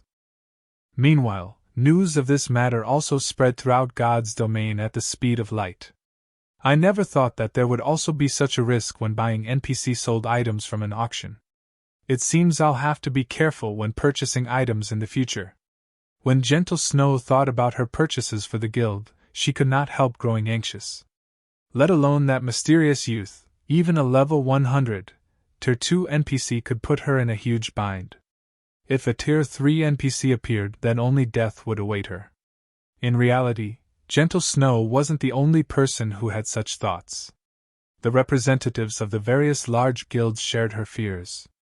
In the future, when they were purchasing treasures sold by NPCs in an auction, they would have to estimate properly whether or not they had the ability to protect the treasures they wanted to acquire. If they were not confident in protecting a treasure, they would not buy it. Otherwise, they could lose both their lives and money. He's finally gone. Sherfong breathed out a sigh of relief as he saw the mysterious youth disappearing. Had Charlene come even 1 or 2 seconds later, he would have had to surrender to fate and gotten sucked into the black hole. At that time, not only would he have lost several levels worth of EXP, but he also would not have been able to log into the game for several days. It definitely would have dealt a fatal blow to his gaming career. However, as soon as Sherfong relaxed, Charlene's voice suddenly entered his ears. Come to the library. I have some things to say to you. System, you have triggered the epic quest. Tablet secret. Quest content: head to White River City's library and meet with Charlene. What? Shifeng was momentarily stunned when he heard the system notification. Even an NPC robbery can trigger a quest? This was Shifeng's first time to encounter such a situation. Generally, if one had a certain amount of strength, they would be able to repel an NPC robbery easily and protect the merchandise they bought from the auction house. One could say that having sufficient financial power was only the first threshold to purchasing a treasure from the auction house. At the end of the day, whether one would be able to obtain the treasure depended on their own abilities. Hidden Cloud had purchased the golden tablet at a high price. If the assassin were to learn that Shifeng had fortuitously gotten such a chance encounter due to his sacrifice, he would most likely faint from anger. At this moment, however, Hidden Cloud had long since flown into a rage. Damn it! Damn it! That damnable NPC actually dared to steal my tablet! Hidden Cloud bellowed as soon as he exited his virtual gaming cabin, an extremely ugly expression on his face. Now that he had lost the golden tablet, the upper echelons of the guild would definitely be angry. This feeling of falling from heaven straight into hell maddened Hidden Cloud. After Shifeng had triggered the quest, he did not hurry to return to White River City. Instead, he bade farewell to gentle snow and secretly went to a private location and disguised himself. He then returned to the Blackwing auction house and placed the remaining 3,000 strengthening devices up for sale at the establishment. Rather than selling all 3,000 devices at once, he split them up into batches and scheduled them for different time slots. However, instead of selling them in stacks, he would sell anywhere from 10 to 20 individual pieces for each time slot. If he sold the strengthening device at the Candlelight trading firm, he could indeed earn a lot more money. After all, he would not need to pay an exorbitant handling fee. He could even increase the trading firm's fame this way. However, strengthening devices were not items that ordinary players could easily afford. Only the various large guilds gathered at Blackwing City possessed the financial reserves to purchase these items. When Shifeng's first batch of 10 strengthening devices went up for sale at the Blackwing auction house, it immediately triggered another commotion in Blackwing City. Isn't this the strengthening device that appeared in the monthly auction? Chapter 837 Lakeheart City. Chapter 837 Lakeheart City. Inside the Blackwing auction house. The moment the strengthening devices appeared once more, various members of large guilds, who had been idling around in the main hall of the auction house, began frantically contacting the upper echelons of their respective guilds. The strengthening device from the monthly auction held just before had already become famous. It had even caused a commotion on God's Domain's official forums. Currently, the monsters in God's Domain were growing more powerful. It would be a miracle if an ordinary player's equipment could last them over 10 hours of grinding out in the fields. If these players frequently fought elite or stronger monsters, their equipment's durability would decline even faster, generally lasting 8 hours at most. Guild elite members might be able to hold out for a little longer. However, the current mainstream grinding spots were becoming farther and farther away from cities. Just making a round trip would cost players a lot of time, so much so that their travel time might be even longer than the time they spent grinding monsters. To the elite members and upper echelons of guilds, time was money. It was especially true for the time of guild experts. To develop their guilds, not only were these experts required to maintain a strong lead in levels, but they were also required to raid field bosses and dungeons to procure equipment for the guild. Naturally, these experts could not afford to waste all their time on travel. The obvious solution to this problem was to prepare extra sets of top-tier equipment. However, this method was simply too extravagant even for guilds.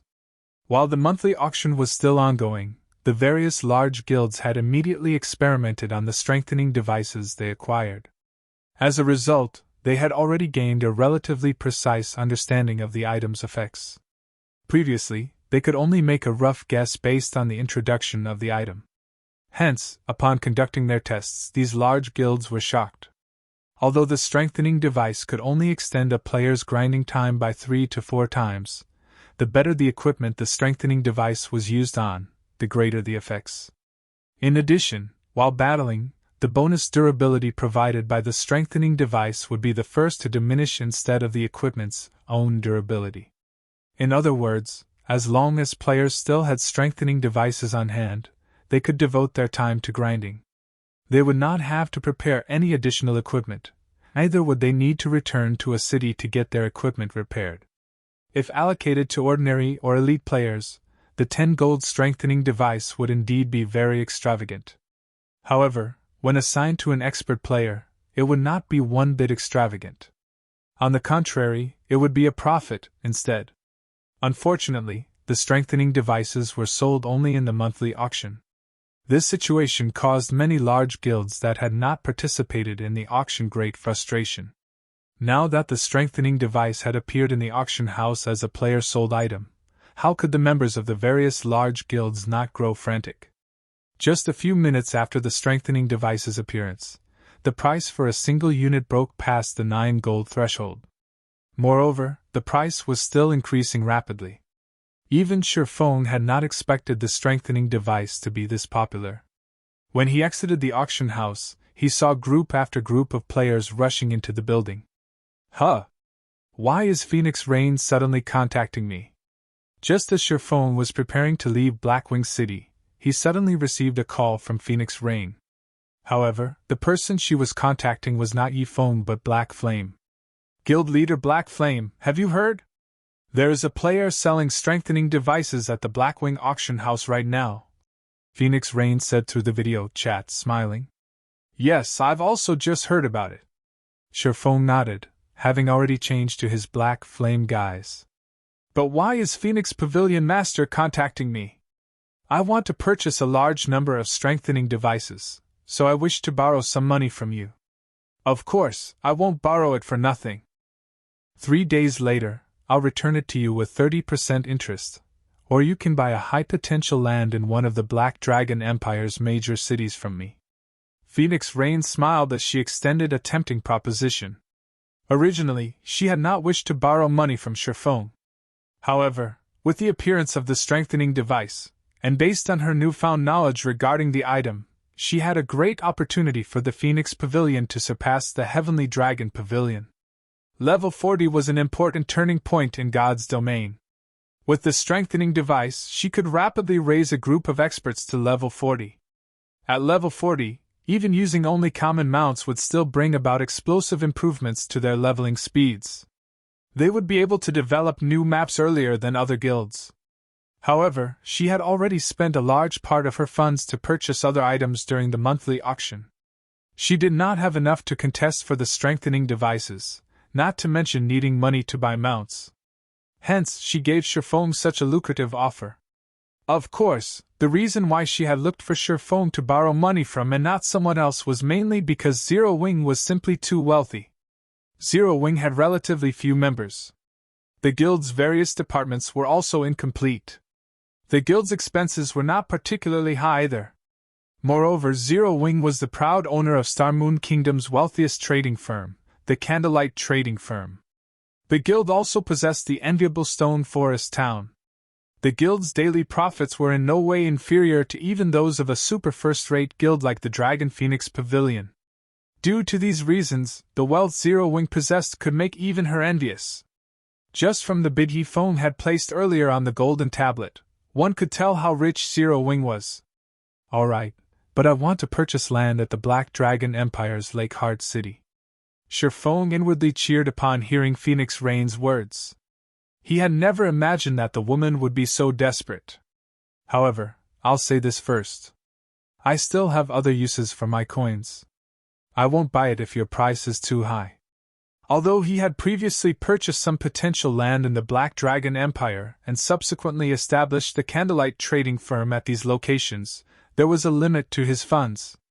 Currently, large guilds within the Empire had long since bought up the majority of the potential land in the Empire's major cities. Even if Zero Wing could afford to purchase them now, nobody would be willing to sell any of their lands. Now that Phoenix Rain was willing to sell potential land, he naturally had to take advantage of the opportunity. In the future, the value of these plots would increase manifold. It was especially true for the land in Lake Heart City. Lake Heart City was a small island city located within the Black Dragon Empire. The island itself was situated in the middle of Mist Lake, the Black Dragon Empire's largest lake. Lake Heart City was also a producer of one particular item. And that item was the Ice Jade. On its own, the Ice Jade was an item that could raise a player's ice resistance temporarily. It could also be processed into ice resistance gemstones, which could be inlaid into equipment, similar to regular gemstones, and greatly increase a player's ice resistance.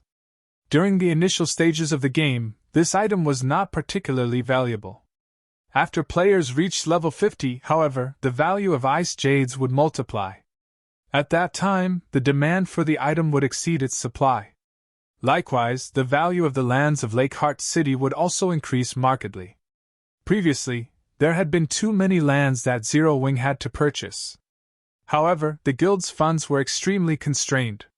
Hence, it had to limit its purchases to a few cities.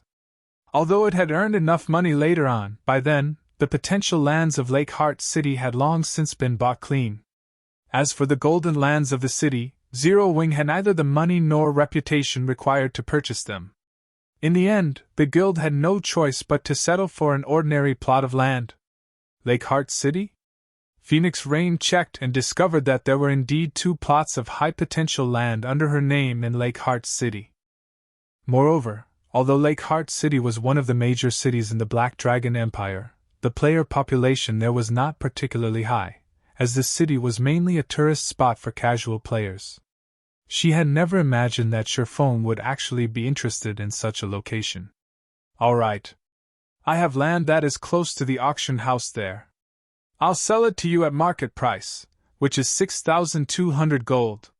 However, I also want to borrow an additional 4,000 gold. I'll return the 4,000 gold 3 days later. How about it? Deal. Sherfone immediately grew ecstatic when he saw the location of the land in the map Phoenix Rain had sent him. With this plot of land, he would gain another income source for his city-building funds. Chapter 838 Raging Market. Chapter 838 Raging Market. Lake Heart City was currently a prime tourist spot for players, as the city itself was like heaven on earth. Many casual players or players who wished to get away from the front lines would often visit this city. However, those who preferred adventuring and battling rarely visited the city. Most of the leveling maps around Lake Heart City were either located underwater or shrouded in mist. Both environments affected a player's combat power considerably.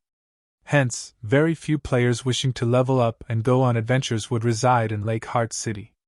Due to players reaching higher levels and the increasing number of maps and dungeon bosses requiring high ice resistance, the presence of the Ice Jades eventually attracted a lot of attention to Lake Heart City. In the past, the city had very quickly gained popularity, becoming the 6th most populous city in the Black Dragon Empire. The prices of land there had skyrocketed overnight. Sherfone never imagined that he would receive such a fortunate offer as a result from selling the strengthening devices. After agreeing on the trade conditions, Sherfone and Phoenix Rain decided to meet up in White River City. If one wanted to trade lands, they needed to do it through a city hall through either of 2 methods. The first method was a relatively fast but troublesome process, while the second method was simple but time-consuming. Sherfone usually left the responsibility of purchasing lands to Aqua Rose and Melancholic Smile. They would then transfer the ownership of these lands to him through a random city hall. This way, he didn't need to make a trip to the city hall. However, this method of transferring ownership had a verification period of 1 day. The other method was for him to go to the relevant city hall in person. By doing so, he could complete the transfer procedures immediately. Currently, Sherfone was in no hurry to obtain the land in Lake Heart City. Hence, there was no need for him to travel there personally to complete the transfer of ownership. During the time Sherfone and Phoenix Rain were chatting with each other, one notification after another popped up in Sherfang's system notification window. System: the 20 strengthening devices you placed on auction have been sold. After the deduction of the processing fees, a total of 164 gold 85 silver has been added to your bag space. System: the 20 strengthening devices you placed on auction have been sold.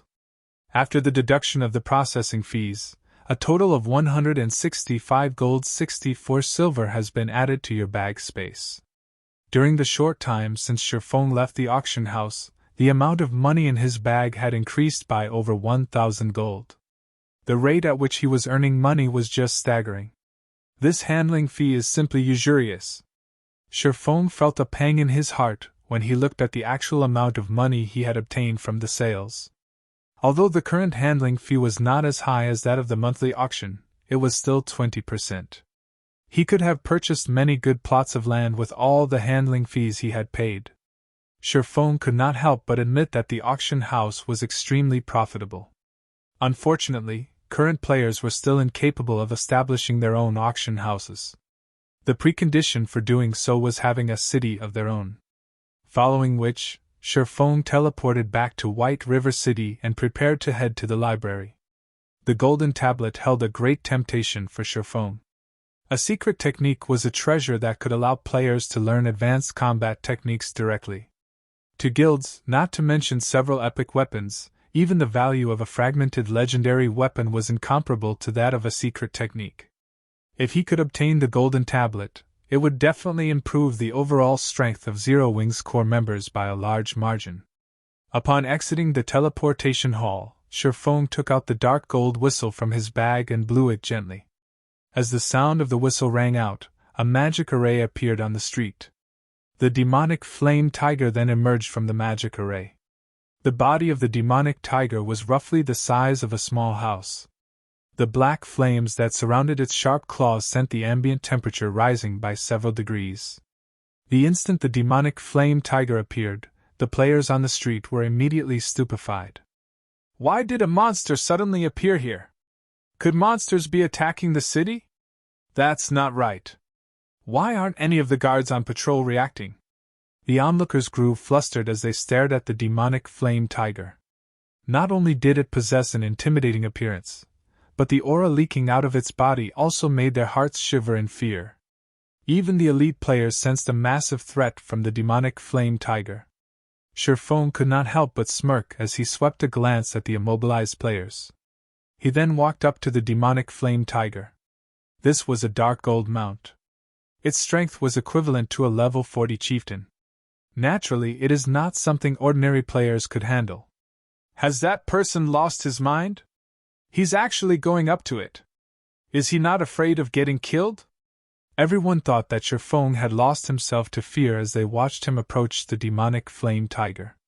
However, when they saw the demonic flame tiger obediently lie down before Shifeng and enjoy Shifeng's caress agreeably, their mouths fell wide open.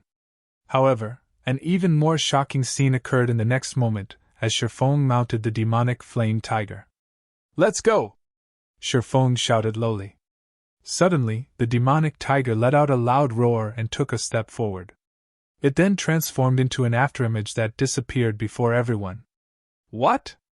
That's a mount? I'm not seeing things, right? Who is that person? That giant tiger mount looks so cool! No one dared believe what they just saw. Riding a mount was still a faraway dream for them. Even if they managed to reach level 40 eventually, amassing a fortune of 40 gold was not that easy. It would be even more impossible for them to ride a bronze or mysterious iron mount. While Shifeng was rapidly making his way towards the library, the players present on the street outside the teleportation hall went into a frenzy. Every one of them was madly posting on the official forums. A hero riding a giant tiger has appeared in White River City. Many people initially did not believe the words written in this post. After all, the number 1 players on the various Empire ranking lists were only at level 39. These players were still a long way off from reaching level 40. How could there possibly be someone capable of riding a high-ranking mount right now? After watching the recorded video, everyone was shocked. There were some who felt admiration, some who felt jealousy, and some who felt pride. There were also many people trying to guess at Shifeng's identity. Just who was actually capable of riding such a mount? Unfortunately, as Shifeng had hidden his face using the black cloak, nobody could discern his identity. A dark gold mount sure is fast. Even an advanced horse carriage is far inferior to it. This was also Shifeng's first time riding a dark gold mount. The speed of the mount was simply incomparable to fine gold mounts. The demonic flame tiger's speed was at least 20% or 30% faster than an advanced horse carriage. Just as Shifeng was quickly approaching the library, he suddenly received a call from Autumn Goose. When Shifeng accepted the call, the image of an anxious Autumn Goose appeared before him. What happened? Shifeng could not help but ask after seeing her apprehensive expression. Yi Feng, Gunfire contacted me just now, saying that a group of players that had suddenly appeared is hunting Rain and Blue. These players are very powerful and are capable of doubling the death penalty of the players they killed. Moreover, they also have a means of jamming a player's communications. However, I'm currently not in Starmoon Kingdom. Can you please go save them? Autumn Goose asked worriedly. After reaching their level, even a single death was a painful loss. If their death penalties were doubled, the cost of dying once would be devastating. However, she could not come up with a good method to save Thoughtful Rain and the others at the moment. The only person she could think of right now who might be of help in this situation was Yi Feng. Where are they now? Shifeng was initially stunned, but he immediately said in a hurried tone, I'll head over there right away. Shifeng had never imagined that there would actually be people who would still dare to take action against Zero Wing's members within the boundaries of Starmoon Kingdom at this point. Chapter 839 Crystal Maze. Chapter 839 Crystal Maze. Hearing Shifeng answer without hesitation, Autumn Goose was touched. She also felt slightly envious. The reason why she had joined an independent organization like the Wind God's Spear was precisely how the people within the organization treated each other like family. If one of them got bullied, they would fearlessly help out their companions regardless of the cost. They did not behave like guild members, who had to worry about various aspects even when helping out a companion. Generally, players in the upper echelons of guilds, like Shifeng, were even less likely to make a move casually. People in his position would usually ascertain what kind of enemy they were going up against first, and make a decision only after determining the potential profits and losses. However, Shifeng had not done any of this. Instead of asking who their enemy was, the first thing Shifeng wanted to know was the whereabouts of Thoughtful Rain and Blue Bamboo. Such a situation generally would never happen in a guild. Some experts ambushed Rain and the others at the Crystal Forest. The enemies were wearing black cloaks, so they did not find out anything about those experts. Moreover, their ambushers operated silently. Fortunately, Rain and Blue managed to use the instantaneous movement scrolls you gave them before to escape. However, based on what Gunfire told me, those people were there specifically to kill Rain and Blue. They definitely will not let them get away. Here are the coordinates of where the ambush took place. You have to be careful, Autumn Goose said as she sent the map coordinates to Shifeng. I understand. I'll hurry there immediately. After seeing the coordinates of the Crystal Forest, Shifeng silently committed it to memory. He quickly turned the demonic flame tiger around and headed straight for the teleportation hall. Despite the low odds for Thoughtful Rain and Blue Bamboo's rescue, when Autumn Goose heard Shifeng's calm and steady tone, for some reason, she felt relieved. The travel time from White River City to the Crystal Forest aside, just getting from the nearest transfer point to where Thoughtful Rain's group got ambushed would require at least 2 hours. Although Thoughtful Rain and Blue Bamboo had escaped using the instantaneous movement scrolls, current players had many more skills than before, which made tracking other players much easier. Moreover, the enemies chasing after Thoughtful Rain and Blue Bamboo had somehow managed to keep them in a combat state, preventing them from using return scrolls. Even logging out of the game normally was not possible, as the system would directly mete out the death penalty if they went offline while in a combat state. Please let Rain and the others make it. At this moment, the only other thing Autumn Goose could do was pray. She was currently in the faraway Dark Knight Empire. She would need even more time than Shifeng to reach the Crystal Forest. The core area of the Crystal Forest was rife with trees made out of crystals. Currently, over a dozen players covered in black cloaks were searching there. Damn it! Quirrell, have you not found their tracks yet? Boss Hellfiend has already given the word that we must kill those core members of Zero Wing, Ordinary Stranger asked in a low tone as he looked at a distant assassin. They had already gathered information regarding the whereabouts of many of Zero Wing's core members. However, the majority of those members were currently grinding in the Stoneclaw Mountains. It would take Ordinary Stranger's team over a dozen hours of travel just to get there. As for the remaining core members, they were raiding team dungeons. They were unlikely to leave the dungeons any time soon. The only ones nearby were Thoughtful Rain and Blue Bamboo, who had been seen grinding with Zero Wing's upper echelon before. However, he had never imagined that even those two women would succeed in escaping his ambush. In the end, his team had only managed to kill two unrelated independent players. If this matter were to reach the Adjudicator's ears, his team's days in King's Return would no doubt be numbered. Do you think it is that easy to track players here? The assassin named Quirrell rolled his eyes at Ordinary Stranger. He then swept a glance at the surrounding crystal shrubbery, gnashing his teeth as he said, "Those two beauties sure know how to run. They actually reached this crystal maze. If not for this natural maze, I would have long since found them by now.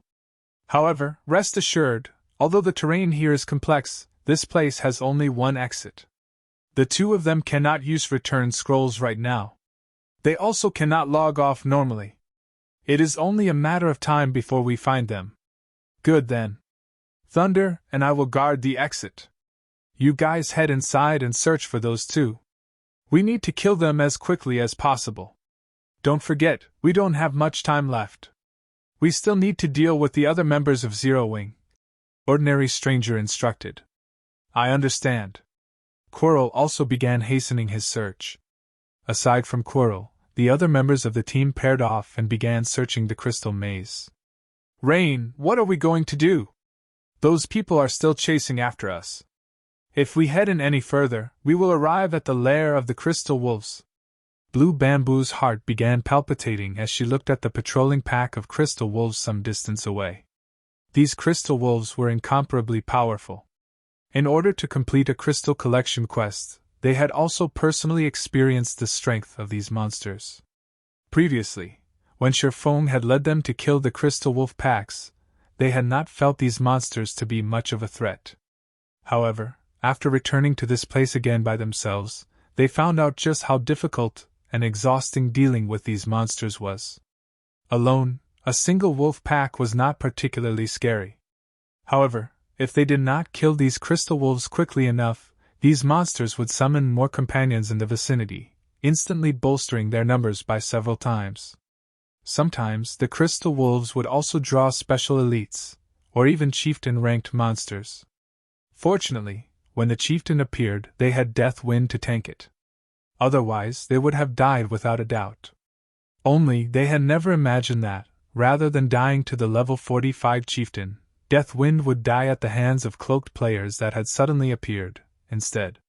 If not for Death Wind and gunfire delaying those people, they would not have had a chance to use the instantaneous movement scrolls that Yi Feng had given to them for emergencies. Currently, there were crystal wolves all around them.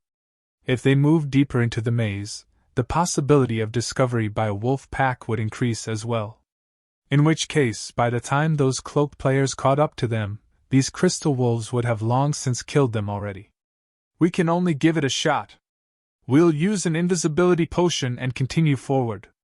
Hopefully these wolf packs can buy us enough time." Thoughtful Rain gritted her teeth as she looked at her own status window. She then took out 2 invisibility potions and gave one of the bottles to Blue Bamboo. Both of them were currently afflicted with the Soul Lock debuff. As long as they were out in the fields, they would not be able to contact anybody for 5 hours. Their attackers had also forced them into a constant combat state, which prevented them from using their return scrolls. Arbitrarily logging out of the game would result in them suffering the death penalty immediately. While Thoughtful Rain and Blue Bamboo snuck deeper into the crystal maze, Shifeng had already arrived at the crystal forest. "I finally caught up." Shifeng tapped on the demonic flame tiger, storing it away as he looked at the crystal forest before him. He then opened the map for the crystal forest. Even now, Autumn Goose had yet to contact him again. This silence meant that Thoughtful Rain and Blue Bamboo were still alive. The enemy is extraordinary.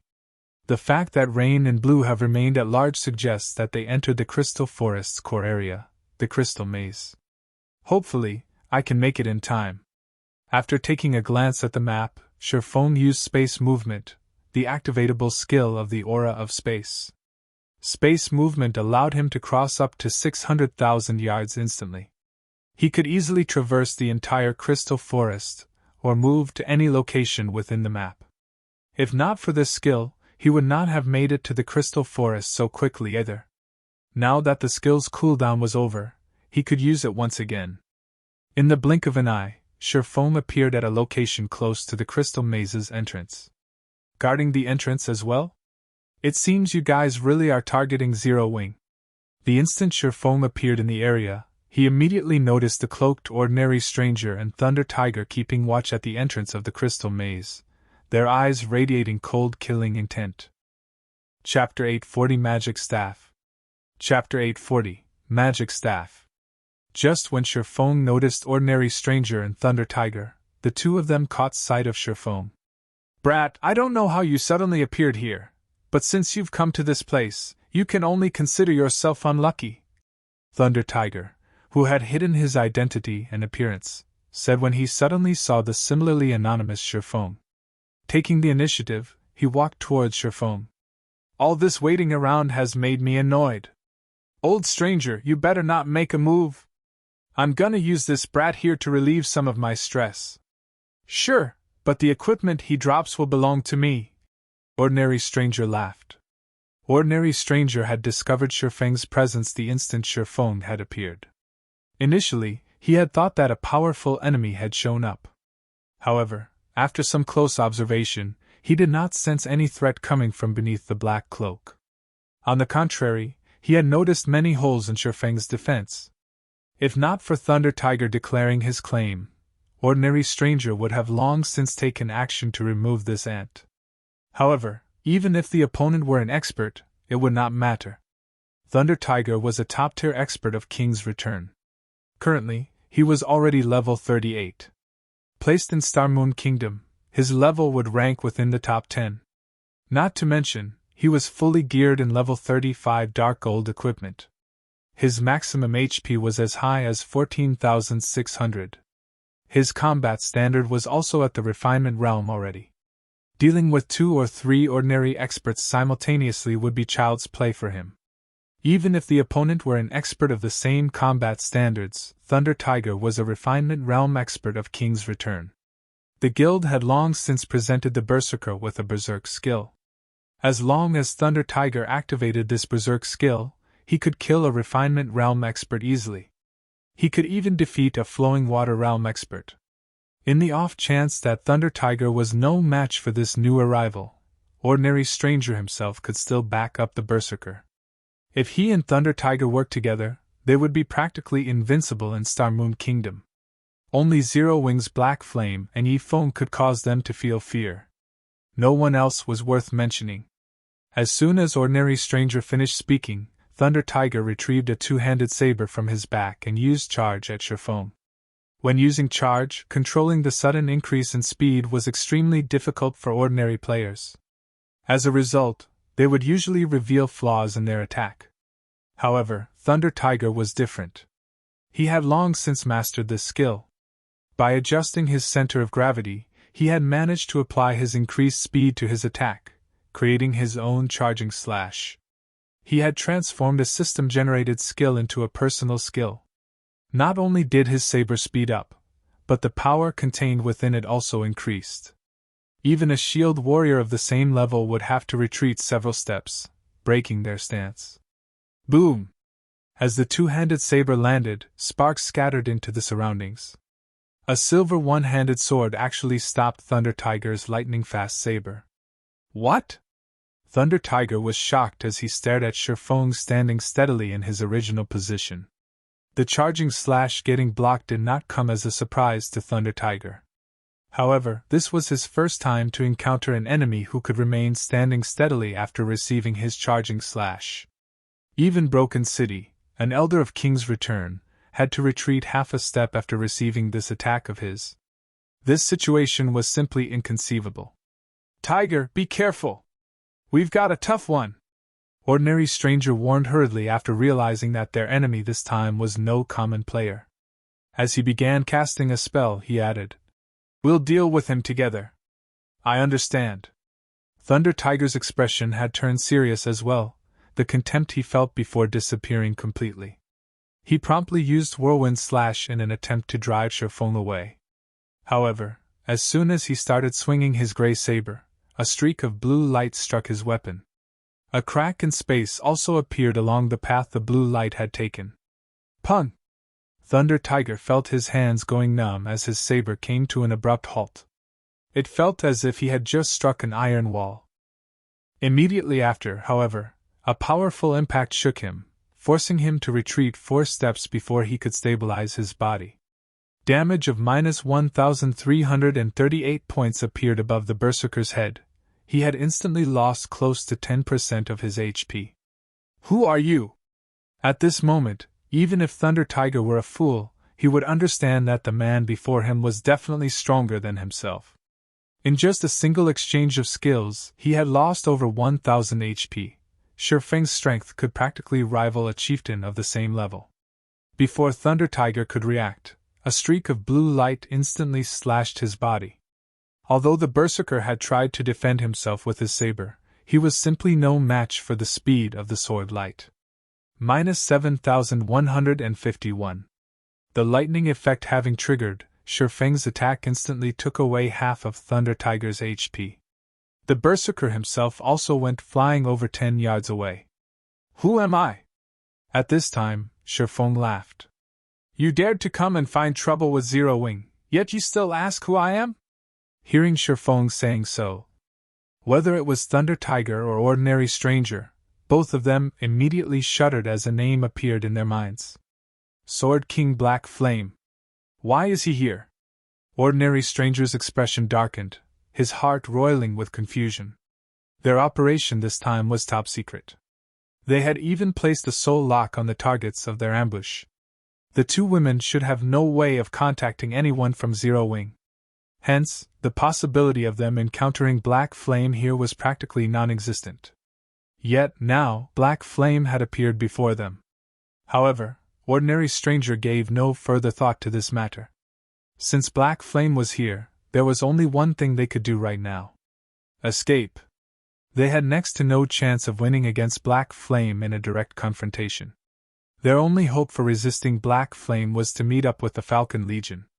In the next moment, Ordinary Stranger waved his staff and cast the Tier 1 spell Summon Flame Spirit. A level 38 special elite flame lizard appeared immediately.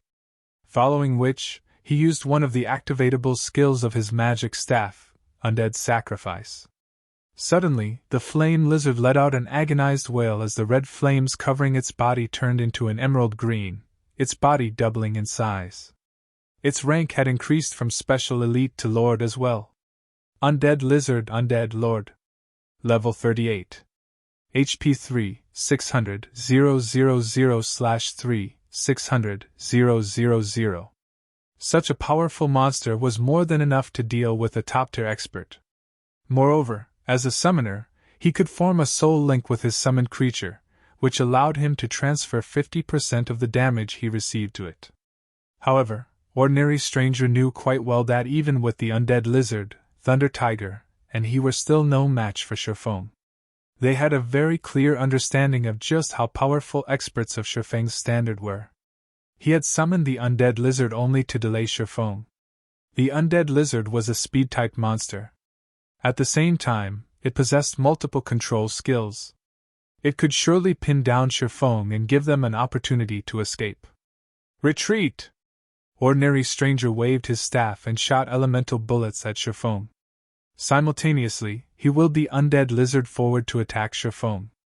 Thunder Tiger no longer held back, either, as he activated his berserk skill, Heart of Fury. The skill instantly increased his strength by 80%, his endurance by 50%, and his movement speed and attack speed by 50% for 2 minutes. After activating his berserk skill, Thunder Tiger turned around and fled without hesitation. Looking at the oncoming elemental bullets and undead lizard, Shifeng sneered and said, Don't you think it's a little too late to be escaping now? Saying so, he abruptly stabbed the abyssal blade into the ground. You're tuning into the Phoenix Nights YouTube channel.